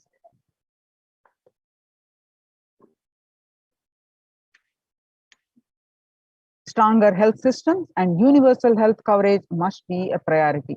Remarks to the General Assembly special session in response to the COVID-19 pandemic.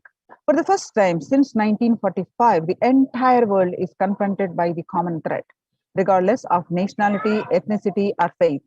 A new social contract between people, governments, private sector, civil society, and more can tackle the roots of inequality with fair taxation on income and wealth, universal benefits, and opportunities for all.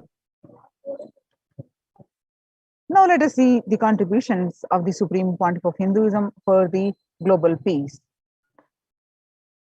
The Vedic civilization beautifully describes Yastu sarvani bhutani atmani ivanu pushyati sarva bhutesha chatmanam tadona vivagupshate. Isha Upanishad verse 6. Global peace is the byproduct of individual bliss. Whenever an individual goes through a spiritual bliss, he manifests a beautiful, peaceful life for him and everyone around him. He is powerful enough. He moves the whole city and manifests peace. He is more powerful. He moves the whole village or whole country. If he is powerful enough, like incarnation, he moves the whole world and manifests peace for them. The individual bliss is the source of the global peace in the level of Om, the microscopic and macroscopic level Om, the macroscopic level universe. Whatever level it is, it may be, global peace is the byproduct of the individual peace. How do we get that individual peace? By the Supreme Pontiff of Hinduism beautifully explains, by practicing completion, by practicing unclutching. He explains elaborately of these various techniques for completion and unclutching and various other spiritual cognition techniques. Supreme Pontiff of Hinduism explains. And now let us see some of the techniques and processes, practices the Supreme Pontiff of Hinduism explains to achieve individual peace and bliss. So, global peace is the byproduct of individual bliss.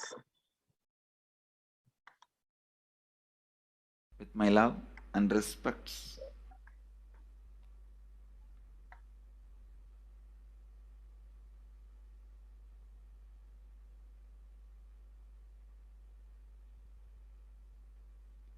today I wanted to expand on the science of completion. How the science of completion can directly impact the consciousness you are carrying and the consciousness embodied in many bodies. Please understand, the more deeper you go inside you, means more deeper space you go inside you, more expanded you become, more one with everything, more oneness you experience. Because the more deeper you go, the more you experience the unified field of consciousness. Various words are used.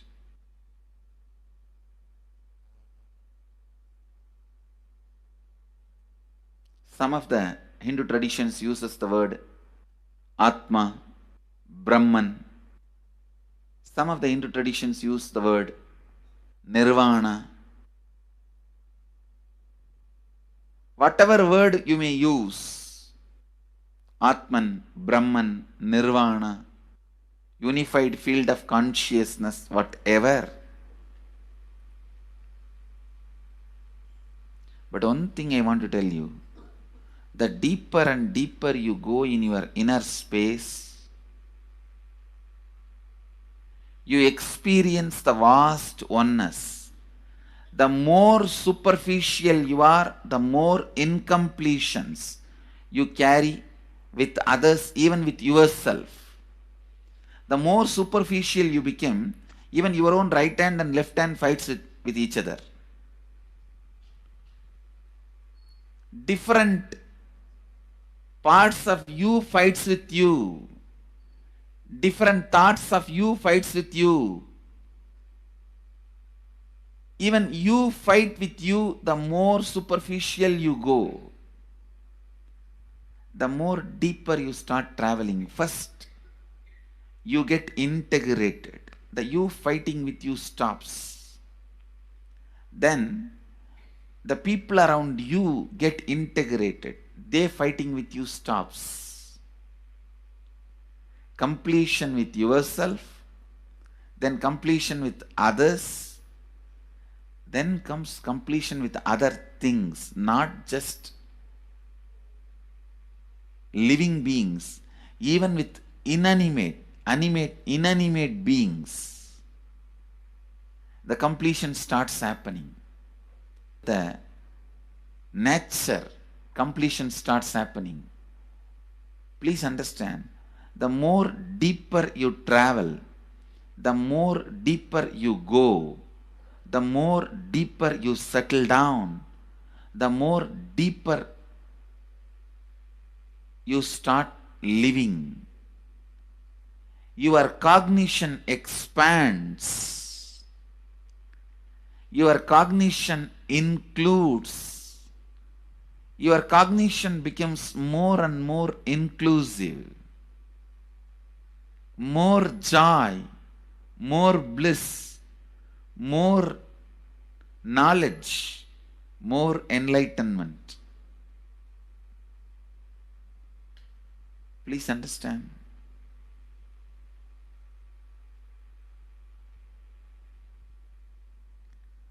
The more and more completion happens in you, you will see everyone around you feels complete with you. That is why I am saying, whether they have body or they are disembodied, in the deepest corners of your being, deepermost layers of your being, deepest parts of your being, you experience such powerful awareness, such joy.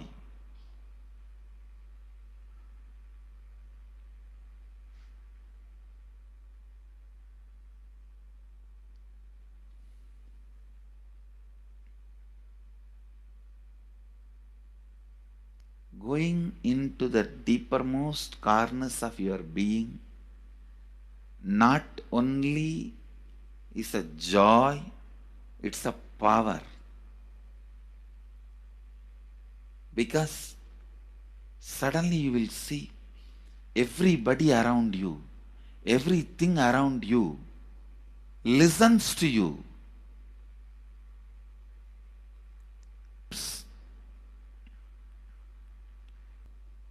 The tendency to exploit is not there.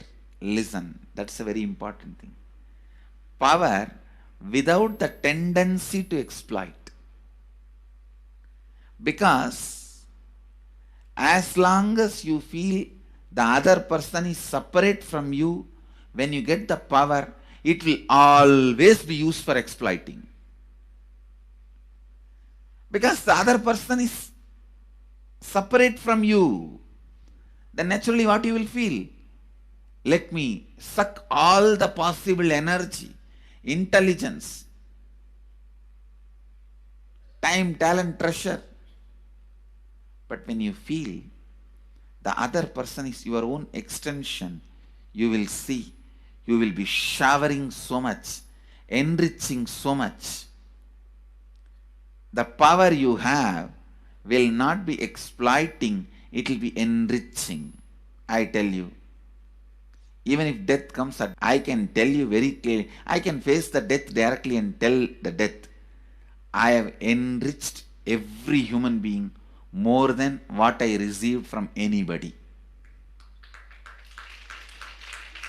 I have given to every human being whom I met in my life more than what I received from them.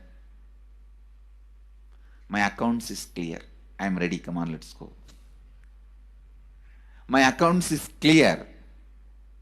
I don't have debt. No credit card money to be paid, loans to be paid, no debit card, no credit card. My accounts is clear. Understand, when you feel everyone is your extension, the power given to you, the power you gain, see, any living is power. Powerful way. Even in that, you will become powerful. So any lifestyle you choose, you will get power in that field. Whether it is exploiting or enriching, murdering or raping or go on serving. Whatever lifestyle you choose, living is power. When you go into the deepermost core of your being and start living based on completion, I tell you.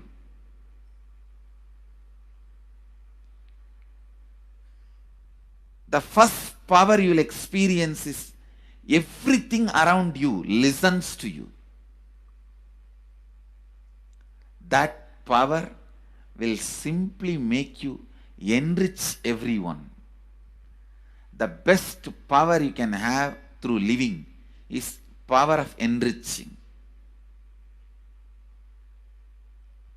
Whatever you do, as I said, whether you live the life of enriching or exploiting, you will become powerful. I tell you, the power of exploiting brings more and more conflict within and without. And those conflicts naturally bring suffering. And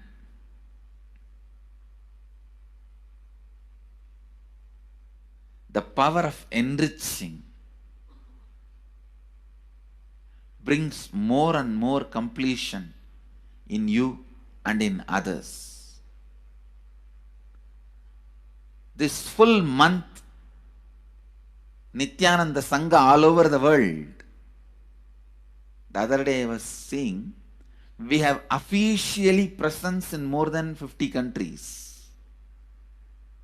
As devotees, group of devotees, we have presence in 100 countries. All over the world, we are going to celebrate this whole month for Global Peace Month, impacting global peace. All of us this whole month vision and do samskara dahana kriya, means burning the patterns which separates us from others, burning the patterns which are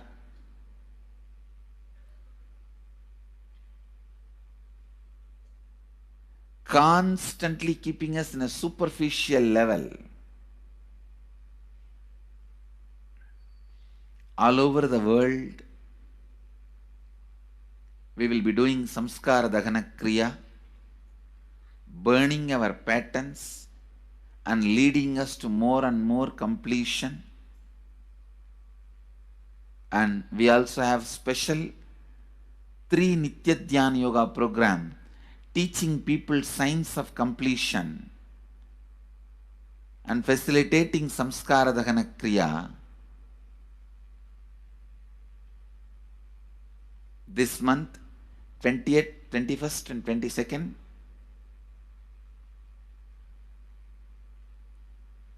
this whole month, all over the world, all our temples, ashrams, centers, yoga centers, schools, colleges, universities should do samskara dahana kriya, should do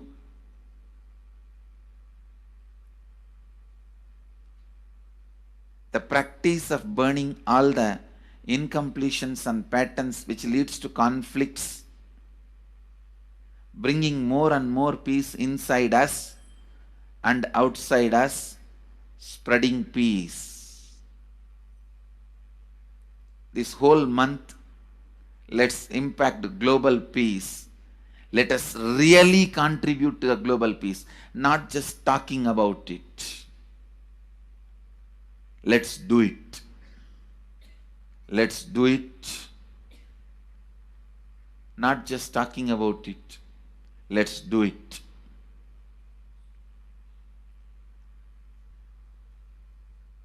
Even if you teach the samskara dahana kriya to 50 people in each area, each place where we have centers, ashrams, temples, two-way centers, yoga centers, even 50 people, each Tanidar teaches, enriches them with this science. The amount of suffering and negative waves, negative vibes reduction can contribute so much to the world. Please understand. One positive person can burn millions people negativity. Experientially, with evidence, we proved one positive person has already burnt at least 20 million people's negativity in last 10 years and brought peace. So each one of you, if you stand up as one positive being, one authentic, responsible, enriching being,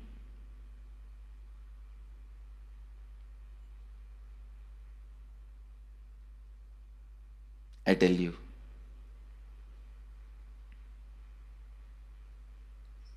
we can do so much to the world. It will be better place than the time we entered. When we leave, it should be better place. That's all.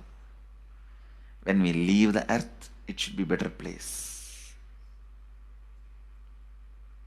So understand, inner peace is your birthright. Go to the depths of your being. Bring more and more completion into you. Completion with others. And start living Advaita. Today in the Inner Awakening session, it's all about completion with others. So last 6 days, literally, you worked so much, one by one by one by one by one, layer by layer by layer by layer. The completion with yourself. Now comes completion with others. Today, we are starting the science of completion with others.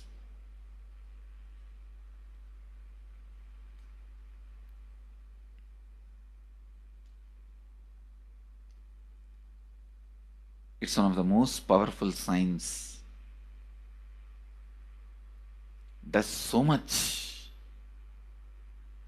to human beings, not just healing their relationships, even inside their consciousness, this inner space, so much of good is done. So much of awakening is done.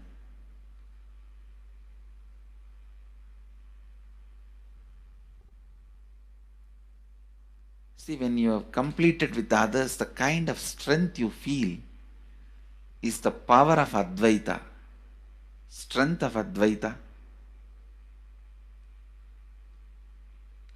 Today the Inner Awakening sessions are all about completion with others. We have long session today working on completing with others. So with this, because today we have a long session with Inner Awakening, we are also lagging behind the syllabus. Actually, it is a good news, it's not a bad news, because participants are so sincere. They are going through the whole process so intensely, sincerely. Because of that, we are little delayed. But today I am going to catch up. Today I am going to spend more time and catch up with them, with the syllabus. So,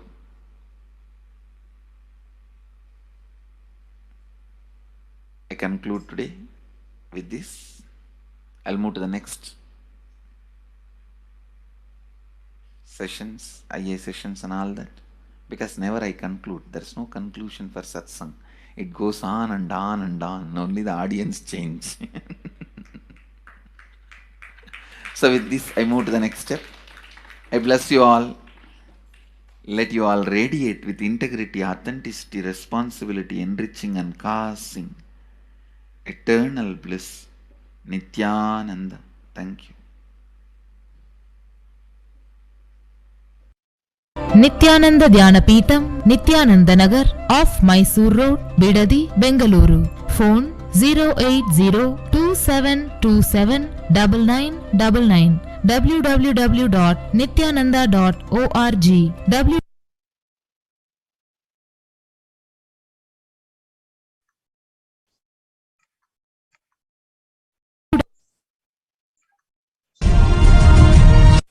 Now, the Supreme Pontiff of Hinduism explained the self-transformation, the secret to achieve global peace.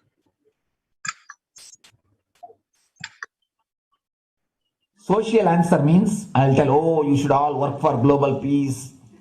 You should all work for turning the world. You should work for revolution. You should work for all these, that things. You should vote only the party which says that it will stop the war and all these things. This is the social answer. Nonsense. If you want the honest answer, I tell you, simply transform yourself. You can't do anything. If at all you can do, you would have done it. Be honest. If you can do, you would have done it. You are raising this question because you are not able to do. Am I right? So let us be very clear. Let us be honest. We are not able to do. Socially. That's the truth. That's the reason you are sitting here and raising the question. I tell you, understand few important things. There are a lot more attached to this question. There are many things which is attached to this question. We always feel the present is the world is totally spoiled. It is not going according to the rules or how it is supposed to be. It was wonderful once upon a time. In ancient time, things were going properly. Everything was well and great. And I tell you, 10,000 years ago, they found some writings on stone in Harappa Mohenjo-daro culture. Some stone writings have been discovered.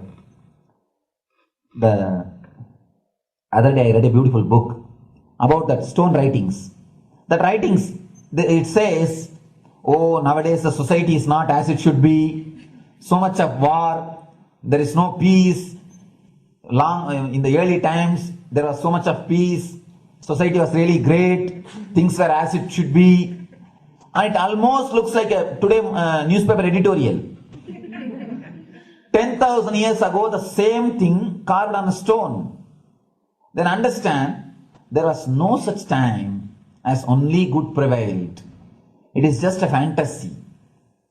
Hinduism, they call it Satya Yuga, the age of truth. There was a time only truth prevailed. And every religion, Christianity, they say the Garden of Adam and Eve. There was a time everything was wonderful. Every religion has got the fantasy. The past was great. There was golden past. Always the idea of golden past exists only in the past. The more you go back, again you say the past was great. And I tell you one thing, it is a wonderful way of postponing accepting the reality. Otherwise, I can be sure the world was same as it is today. Whether it is 5,000 years ago or 10,000 years ago. Maybe one thing, there was no CNN channel that time. So the news did not reach you so quickly. That's all. The news did not reach you so quickly. That may be the only difference.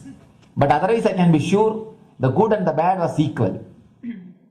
Good and the bad was equal. The same amount of wars were there. All the other things were there. You read the Puranas, the mythological stories of India, you see enough of things. Enough of dirty things. I think sometimes I find a little more. And if you read completely the Puranas or the Hindu scriptures, there are a lot of things much worse than modern day. The criminal activities or bad things or negative things, whatever you say, all this stuff. And never think only present day is corrupted or violent. In the ancient days also, all these things were there. Only one thing was not there, CNN news or the internet. So the news did not reach you. But otherwise, I can tell you, enough the good and bad was there. It always will exist. It will exist. All you can do is, if you awaken yourself, if you reach the enlightenment state, you can go beyond it. And I tell you, enlightenment is the only service you can do to the society. Just become enlightened so that you will reduce the negativity. Now, as of now, you are also the part of negative group. Naturally, we will be a negative group. As long as we are unenlightened, we will be the part of collective negative consciousness. So if you become enlightened, at least you will reduce your weight. That's the only thing we can do. Nothing else can be done. So all I request you to do is just become enlightened. Realize that you are a lion. That's the only way to help yourself and the society. Otherwise, revolutions, you see, all revolution again end up as one more tradition. In last 2000 years, 3000 wars have happened in the humanity. In 2000 years, 3000 wars. Human beings have not done anything except doing wars, except fighting. Everybody claims he wants to do revolution. He wants to spread peace. You see, every country claims their army is a defensive army. Then who is offending? Tell me. Every country says defensive army. Then who is offending? These are all just, games. The idea of peace is a pure game. Everybody wants to spread the peace according to them, not according to the other person. They want peace according to them. The other day I was in one interreligious gathering. One guy is preaching, let all of you convert to my religion so that we will not have fight. He wants peace the way in which he wanted, not the way in which. And there's a beautiful saying, the sword of Muhammad, it is written, peace alone should survive, something like that. He has written, the peace on the sword. We all take sword to spread the peace. So no revolution is going to help, because in last 2000 years, 3000 revolutions have happened, but still world is same. I think much worse. So no revolution is going to help. Only individual evolution is going to help. So be very clear. Instead of working in the outer world, start working in the inner world. That will help you and society some way.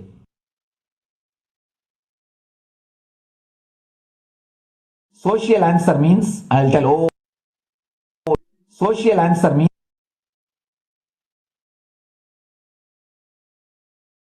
listen carefully. The space of Shanti,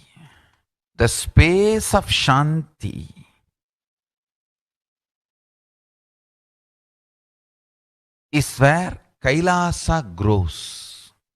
Listen carefully. It is in the deep powerfulness of peace, or peace-centered powerfulness is the ground, breeding ground for Paramashivatva to manifest. Please understand. Like how pure mirror reflects everything, pure Shanti-based Shakti, peace-based powerfulness reflects Paramashiva.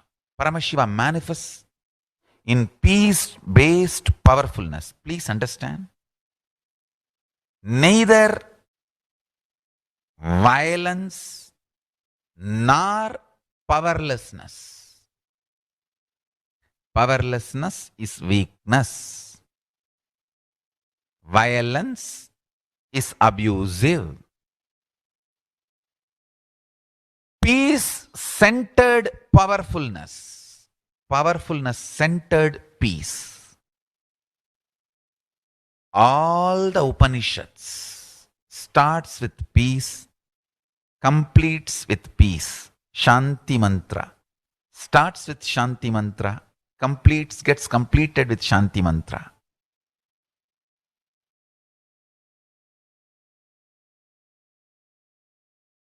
Peace-based powerfulness is a fundamental requirement for Paramashivatva to manifest. That is why people who don't want us to manifest Paramashivatva or power manifestation do not want to allow the peace in our life or do not want peace in our campus. Understand?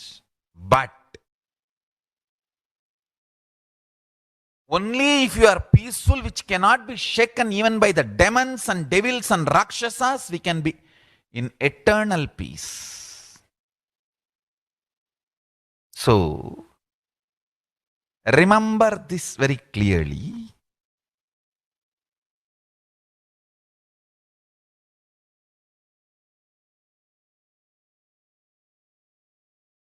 Peace alters the very DNA structure, genetic structure, the core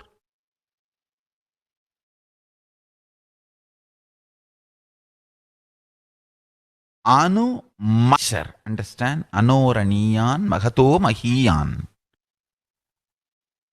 The consciousness in you is atom inside the atom, Mahat, more than Mahat. That Anoraniyan Magato Mahiyan. That consciousness starts growing in you with more and more peace-based powerfulness developing in you. Nothing can be compared to unclutching. Spend more and more time, energy in unclutching. It will never be wasted. Time spent on unclutching is the most productive time for you in your life, because unclutching completely makes you altogether a different material. Understand? It makes your very biomemory, muscle memory, core structure, molecular structure, genetic structure, DNA structure, everything. All the 8 energy flow circuits, 7 energy flows, 1 the pure conscious explosion. So totally 8 energy flow circuits exist in you. All the 8 explodes when you unclutch. Understand? Unclutching is the space of Sri Kailasa.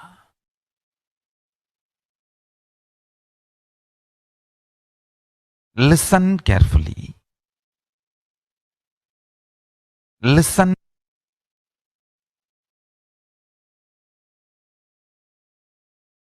Every chanting, every prayer in Hinduism ends with Shanti, Shanti, Shanti 3 times.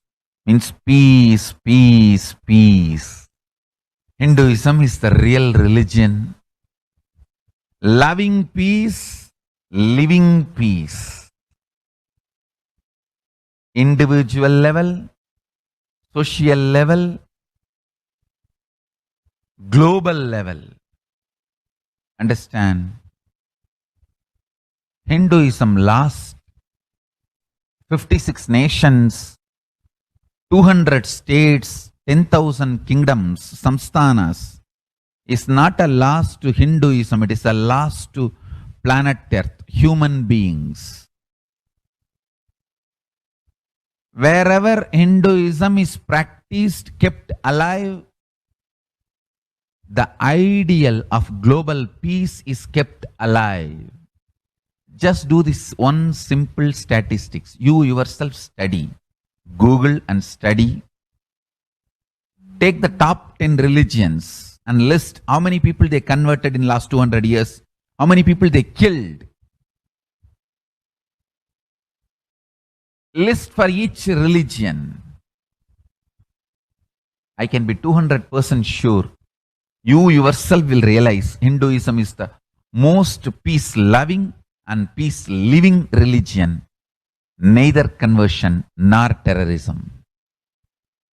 Neither conversion nor terrorism. Being the supreme pontiff of the most peace-loving, peace-living religion, I give you all my blessings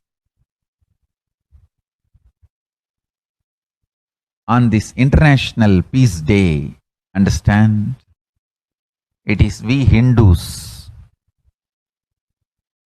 need to keep the global peace as a living possibility, and we need to make this global peace as reality. Just talking about global peace will not work. Working for global peace only is the responsibility of the real living Hindu. Anyone who wants to claim themselves as a Hindu or practicing Hindu should work for global peace. Global peace is our responsibility.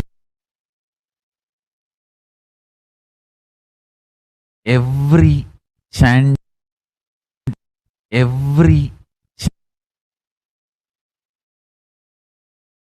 Hindus have the responsibility to bring global peace. So you can also throw a challenge. See, if you are making a Hindu micronation, you can throw this challenge to each one. Your friends, family, 10 people. Let them participate in the challenge and then let them send a challenge to others. So I welcome all the living and practicing Hindus to become founding fathers of Kailasa micronation in your countries.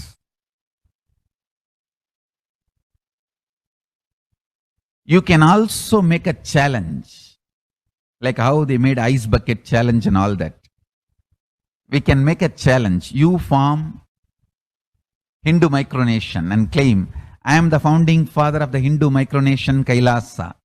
And then you can invite your family, friends for a challenge. 11 people. You form and you challenge 11 people and they also form and they spread. So let us start spreading. This project is my message on this International Day of Peace. Let us start working for global peace instead of just talking. The work we do will talk for us. The talk we do will not work for us. This is the message.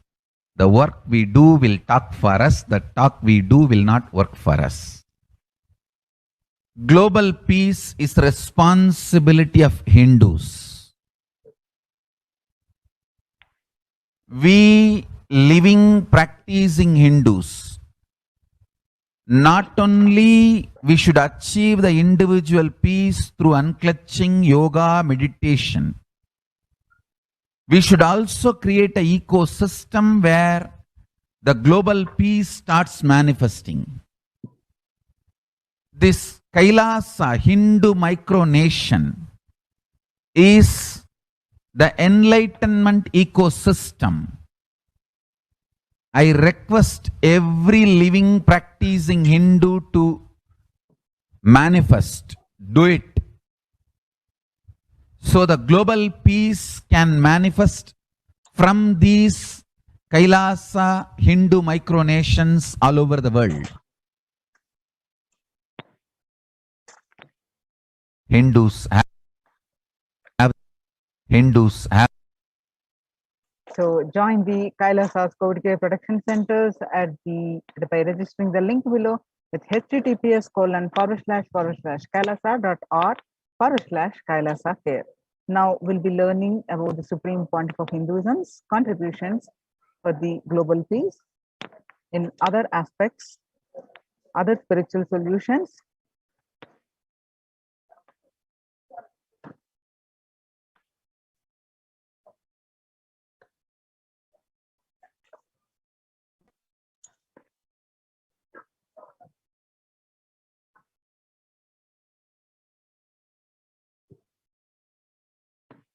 The sovereign order of Kailasa, led by the Supreme Pontiff of Hinduism and Nithyananda order of monks and nuns and Hindu diaspora, are working for global peace and to give a super consciousness breakthrough to humanity.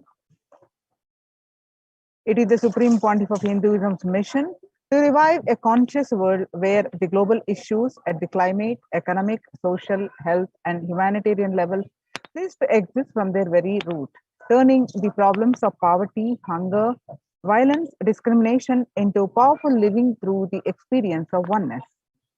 The Supreme Pontiff of Hinduism has been working from the very grassroots level to usher in an era of peace at all levels, individual, societal, national, and global. His deep insights into the workings of the human mind body emotions have enabled him to powerfully and directly address various social and emotional problems facing humanity today. Some of the ways that the Supreme Pontiff of Hinduism provides spiritual solutions to combat the pandemic and other issues. Since the beginning of the global lockdown, the amount of contribution and the activism Kailasa has increased multifold through the Paramashivoham program, bringing the super consciousness breakthrough to the whole humanity. By starting the Akanda Nirvikalpa Samadhi Jnana Yajna and contributing almost billions of minutes Paramashiva Sankalpa chanting, the sacred Sanskrit mantra chanting to heal 24/7 via Zoom sessions, spiritual healing to one and all 24/7, helping humanity to cope up with insecurity, fear, disease by empowering individuals to heal themselves, learn to cope up emotions like depression and tough situations in relationships, providing alternative solutions to worldly problems through power manifestation, initiating thousands every day into manifesting innate superhuman capabilities in the Kailas Kotiyar sessions, providing healthy solutions like a technique to clear the stomach from the Ayurveda solutions, which ultimately brings clarity out to the spiritual truths and give a conscious breakthrough. In the long term, establishing self-sufficient communities, continuing and intensifying the service of Annadan, the free food in Nithyananda Annalayas around the world, including Tiruvannamalai, Los Angeles, and various other Adinams, paving way with the New World Order, starting the agriculture-based communities in Adi Kailas and several other locations. Peacekeepers of Kailasa, offering various life solutions from the teachings of the Supreme Pontiff of Hinduism. Hinduism prescribes various methods for global healing. One such is Maheshwara Puja, nullifying the collective negativity simply through the presence of the avatar and his order of monks, offering Maheshwara Puja to the natural calamitous victims. Bhava Samadhi Darshan to raise the individual consciousness breakthrough. Devi Parashakti Akashic reading, revelations, and solutions to combat the COVID-19.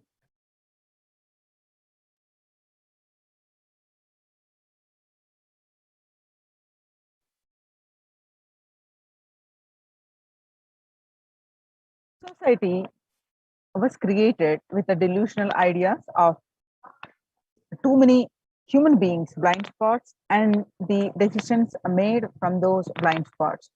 If the visionary of a civilization or country or nation has blind spots, when he develops the vision for it, the whole civilization suffers those blind spots forever. Now it's time that the nature, Prakriti, resets itself, and many of the blind spots based visions, ideas become important components of the society. This pralaya, which is happening, is melting down everything which is delusion based. The world as we know is gone, and let us celebrate God. This isolation, which is seemingly endless, with an unknown future, which is compelling humanity to make 100% lifestyle to change, is something to be deeply dwelled upon. All problems need to be addressed only with spiritual solutions and powerful cognitions. To stop people having mental breakdown, pandemic fatigue, collapsing, depression, destruction, and also give them super consciousness breakthrough and revive the enlightened civilization. The Supreme Pontiff of Hinduism continuously gives spiritual solutions and um, some of the spiritual solutions and powerful cognitions are unclutching, practicing completion, practicing oneness, practicing ajapa japa of Mahavakya, Om Nithyananda Paramashivoham, continuously building a deep feeling connection, and yoga, puja, vegetarian diet, and nirahara samyama. It is time we all take responsibility to save him from the pandemic fatigue, destruction, and delusion. Let us try to enrich people for every one of these great spiritual solutions. It's free and open for all, and let us take this few minutes now and share with as many people as possible. All these spiritual solutions are free and available online. Anywhere else in the world can attend these sessions, and many of them are available via Zoom sessions. People from over 50 countries continuously irradiate the space of Paramashiva by practicing the unclutching meditation 24 hours a day, 7 days a week, started from 13th May 2020. And at any given point of time, you can find 4 to 8 zones actively unclutching around the world. You can join this movement at http://kailasa.tv/minutes for peace. The life solutions based on the ancient Hindu tradition, the meditation and yoga techniques from the scriptures, the cognitions are rooted in the highest truth, the lifestyle based on living and radiating the higher values of life, and powerful way of living and realizing one's ultimate potential form the foundation of the Supreme Pontiff of Hinduism's teachings, which by their inherent nature provide the foundation for peace on planet Earth. The Supreme Pontiff of Hinduism has launched the Minutes for Peace initiative, which aimed to reduce crime globally by conducting mass meditations around the world in parallel. In 2014, just after 2 years of launching the program, it crossed over 1 billion minutes of meditation. Scientific studies use crime rate after participation in the meditation and completion techniques. In 1976, it was found that when 1% of community practiced meditation and puja, the crime rate was reduced by 16% on an average. The current tally on the Minutes for Peace website is more than 4.3 billion cumulative minutes of meditation logged, including all the events, programs, and festivals where people have gathered in large numbers and participated in meditations and rituals. The total count comes out to be a staggering 409 billion minutes for peace so far. You can see some of the glimpses where about 5,000 devotees gathered and participated in a 48-day meditation program called Shuddhatvaitam. The Supreme Pontiff of Hinduism has hosted Kumbh Mela, United States, in Los Angeles since 2007. Nithyananda Sangha is entrusted as the only organization to host Kumbh Mela outside India by the Akhila Bharatiya Akhada Parishad. In September 2006, the Supreme Pontiff of Hinduism organized the first confluence for world peace to honor the memory of those who lost their lives saving others on September 11, 2001 at Irvine, California. The second confluence for peace was held in Los Angeles in 2007 in collaboration with Vedanta Society, BAPS, ISKCON, Siddha Yoga, and other organizations. The Kumbh Mela festival spread fast to other countries, including Australia, Canada, etc. In 2009, the Supreme Pontiff of Hinduism organized a month-long peace walk covering 1,000 kilometers and 1,000 villages to bring together in harmony from all walks of life, to promote feeling connection and oneness among people. During the walk, health camps were conducted in villages along its path. The Supreme Pontiff of Hinduism has conducted the large-scale collective meditations on National Peace Day to raise the collective consciousness.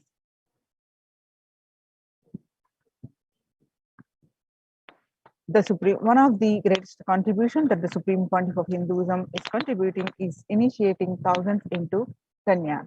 Sannyas is our social responsibility. Let us save Hinduism and humanity. The Supreme Pontiff of Hinduism has revitalized the monastic tradition of sannyas by initiating hundreds of people into Nithyananda monastic order. The all-renouncing monks contribute the best things to human civilization, living their life with the cognition that life is for others. These monks and nuns act as the beginners of peace and empowerment for the human society distraught with violence, depression, and other forms of life negativity. Supreme Pontiff of Hinduism has also revived the ancient practice of embarking on pilgrimages, the spiritual journeys, taking the spiritual aspirants to high energy sacred spots such as the Himalayas, Kailas, Varanasi, Angkor Wat, and various powerful temples of India. Even though prevalent in India, this practice is rapidly losing its original context, turning into a recreational family vacation. Reviving the original spiritual context, the Supreme Pontiff of Hinduism has made it possible for modern day human beings to benefit from the spiritual energy present at these centers and accelerate their journey of spiritual evolution, hence ensuring individual and collective peace as a natural consequence. Food system hold key to ending the world hunger. The effect of COVID-19 pandemic, the UN has noted a dramatic increase in world hunger according to the state of food security and nutrition in the world.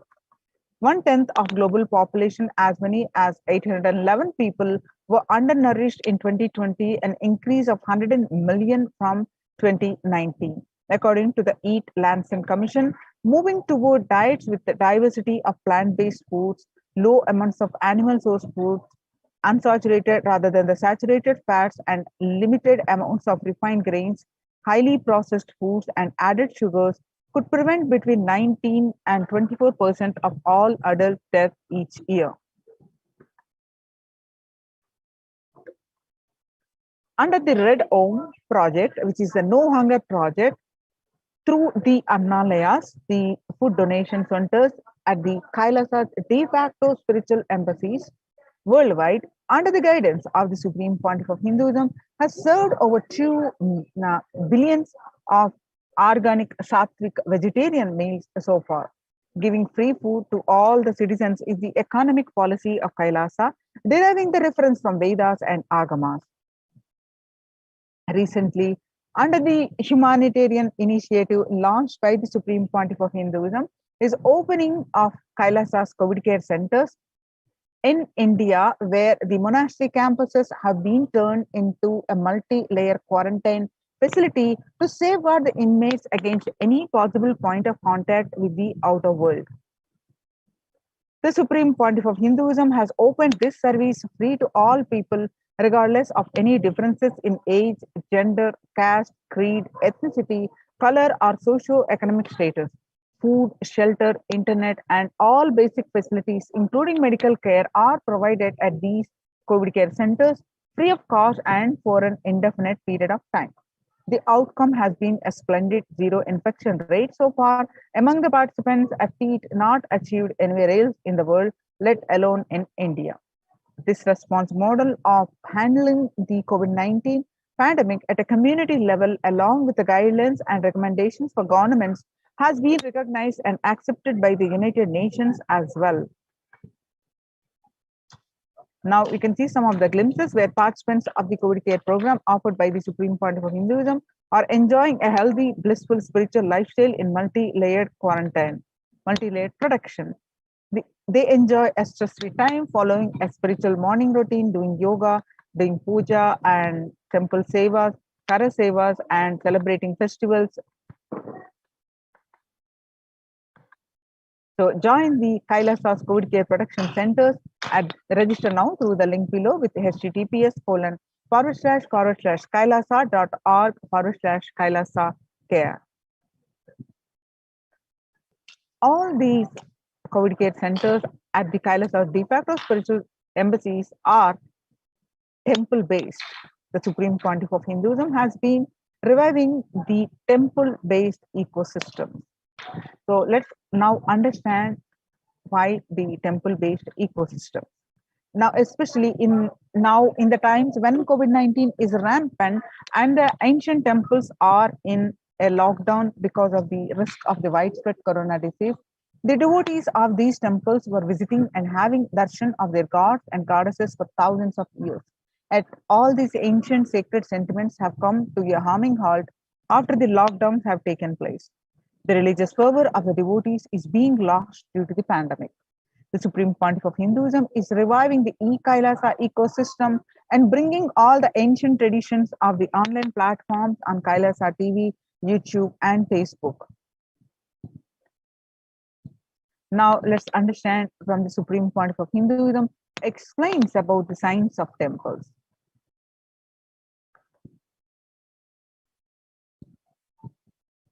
Who is Devi Meenakshi and her husband? Why this grand temple? What are the visible and invisible functions of this temple? Please tell us, Swamiji. Read the next question also. Both. As we see in our present time, towers of mobile, TV or dish TV antennas everywhere connecting invisibility to satellites, doing an incredible function for individuals and for society. My question is, there is and was everywhere temples and deities in this culture. Anybody coming from outside just wonder, is this just sentimental carved stones, worshipping culture or just artistic sculpture? What is the invisible function of temples, deities? See, both questions. I wanted to answer both the questions together. Modern day dish TVs, antennas, mobile towers, all of them work in the level of certain frequency where the words, pictures, visuals can be transmitted. See, the verbalization and visualization, names and forms can be transmitted from one place to another place through these mobile towers, dish TV antennas. But the temple towers are created to transmit super consciousness from one place to another place. Please understand. In Meenakshi's time, there was television, conscious television. It used to be in stone slab. And if you just sit in front of that stone TV, meditate, connect with Meenakshi, she will appear live and answer whatever you want. So each of the stone slabs only slowly later on became deities. You can see in our temples this happening. The TVs in which I am appearing and speaking are slowly becoming deities. They are receiving worship. Flowers are offered to it. Aarti is done to it. Incense is given to it. Now, all our temples are planning to have a separate throne for this TV. In Los Angeles, already I am on the throne. The TV is in the throne. The TV, in which people are seeing me, have already become deity. Same way, please understand, the stones through which people were able to connect with the super consciousness have become deities. Same way, all our temples, deities, everything is a connecting mechanism with super consciousness. The mechanism which connects with the super consciousness.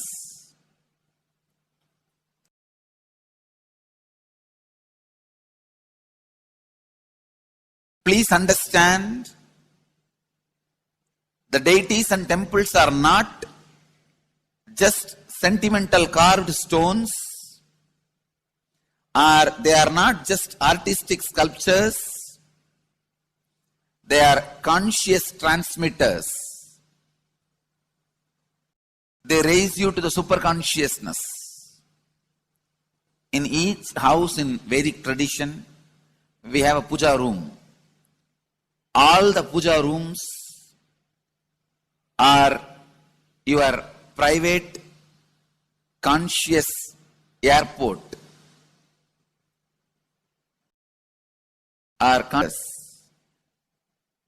The main temple is the place from where continuous superconsciousness is radiating. So if you just sit and connect with a deep feeling connection, see, in those days human beings were so beautiful and simple. Just remembering the name of the deity is enough. They are already in connection with the deity. That feeling connection. When I read Patanjali's Yoga Sutra, it says, sit in Siddhasana and be in Samadhi. That's all. So the human beings were so simple in those days. Just if you sit in Siddhasana, you are already in Samadhi. If you sit, your mind sits. Now, if you sit, your mind sits. Mind is completely away from the body. In those days, human beings were so simple and intelligent. All the non-mechanical parts of their brain were awakened. It is Western culture which killed the non-mechanical parts of the brain. The functions of the non-mechanical parts of the brain. Please understand, in the Vedic civilization, always human beings were brought up in such a way that non-mechanical parts of the brain was fully alive and awakened. It is a cultural invasion, destroyed the greatest possibility of the human being. When the non-mechanical parts of the brain is not functioning anymore, the temples, deities, all these are looking useless. Otherwise, they are a huge conscious infrastructure. Please understand. So, an example, suddenly, if we find some method to travel just 20 feet above the air or 30 feet above the air without petrol or diesel, all our automobiles, roads, everything will become useless. Then you will wonder, why so many automobile industries are established? Why so many cars are produced? Why this huge road? I think our ancestors are fools. You don't understand. At one period, it was used. It was being useful. Our temples, our deities, all these are useful if all your non-mechanical parts of the brain is awakened.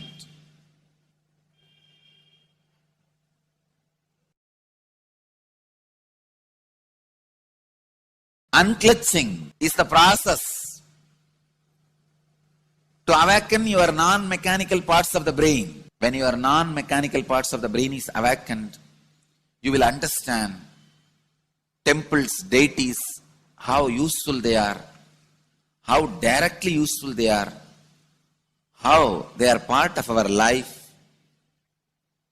how they enrich our life, and how they make human beings intelligent, enlightened.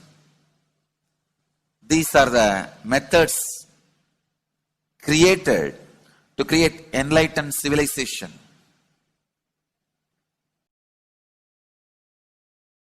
These grand temples are not built as an just monument.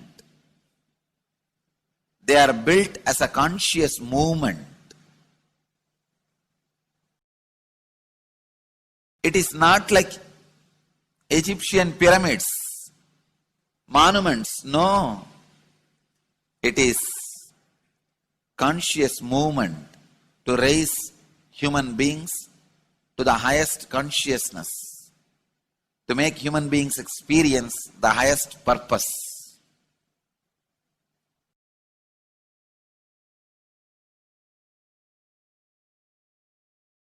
Understand? Unclutch. Use the temples to achieve the highest consciousness.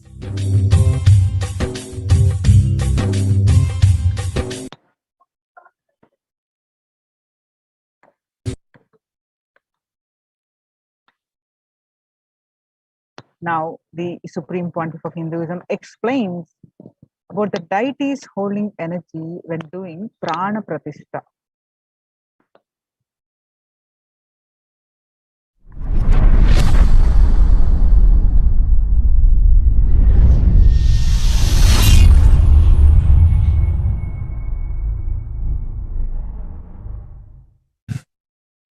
Actually, after the great pause settling, I wanted to do this Kumbhabhishekam,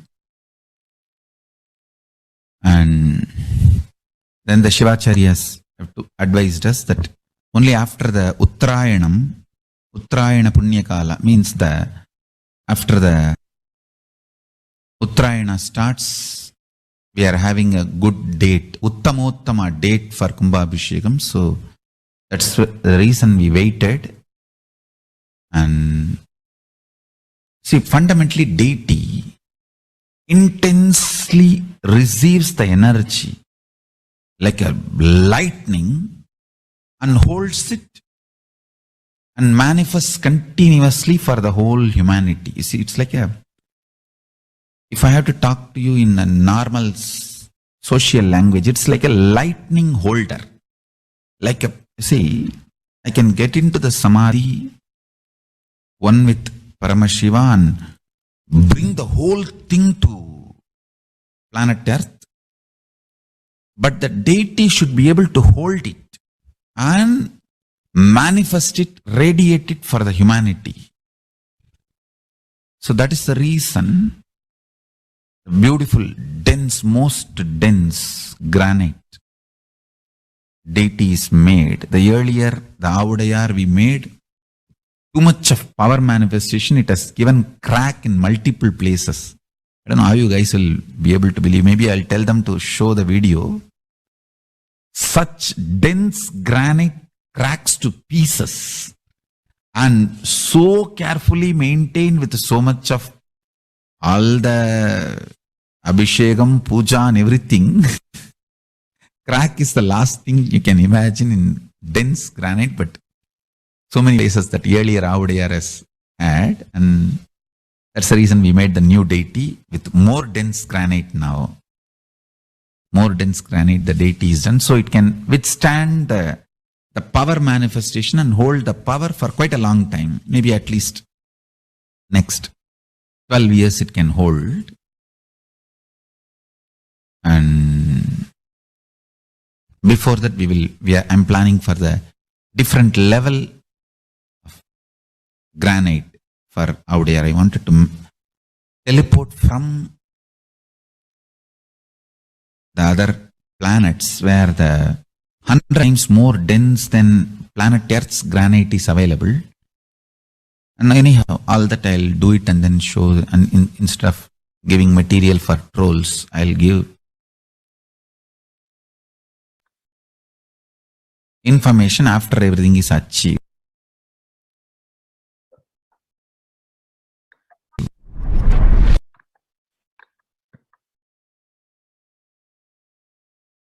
On various occasions, Devi Parashakti revealed in her Akashic reading that crores of people will come there to the Adi Kailash looking for health, Navapashana water feast and medicine to get health and protection and enlightenment. To protect India from the great destruction, I, Parashakti, made this huge ship. Even if captain is not there, the ship is there. On 14th May 2021, they revealed that whoever comes to Adi Kailasa and does the good work of saving people from deadly corona, I myself will do all of their life's work. And this is a commitment, Paramashakti, giving you all, Parameshwari, I will do what I say. To save people from corona, I have set up a huge ship, Ananda Sarovar, Vaidya Sarovar, and Anandalingam. I have made it in Adi Kailasa. Go there and take water every day. Worship Anandalingam, water, turmeric, milk, and neem rasam showered on Navapashanam are the medicines for this.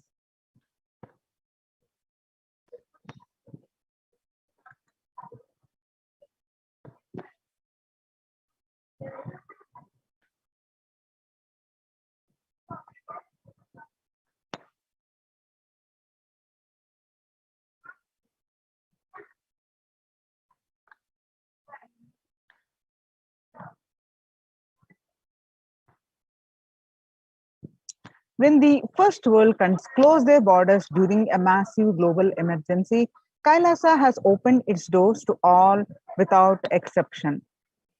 The various adhinams across India open are Adi Kailas in Bidadi, Bangalore, Salem, Tirunamalai, Rajapalam, Pattanam, Srirangapadi, Madurai, Avatipalam, Huzur, all from Tamil Nadu, and Puduvai Adhinam from Pondicherry, Baroda Adhinam from Gujarat, and Sripuram Adhinam from Telangana, Hyderabad.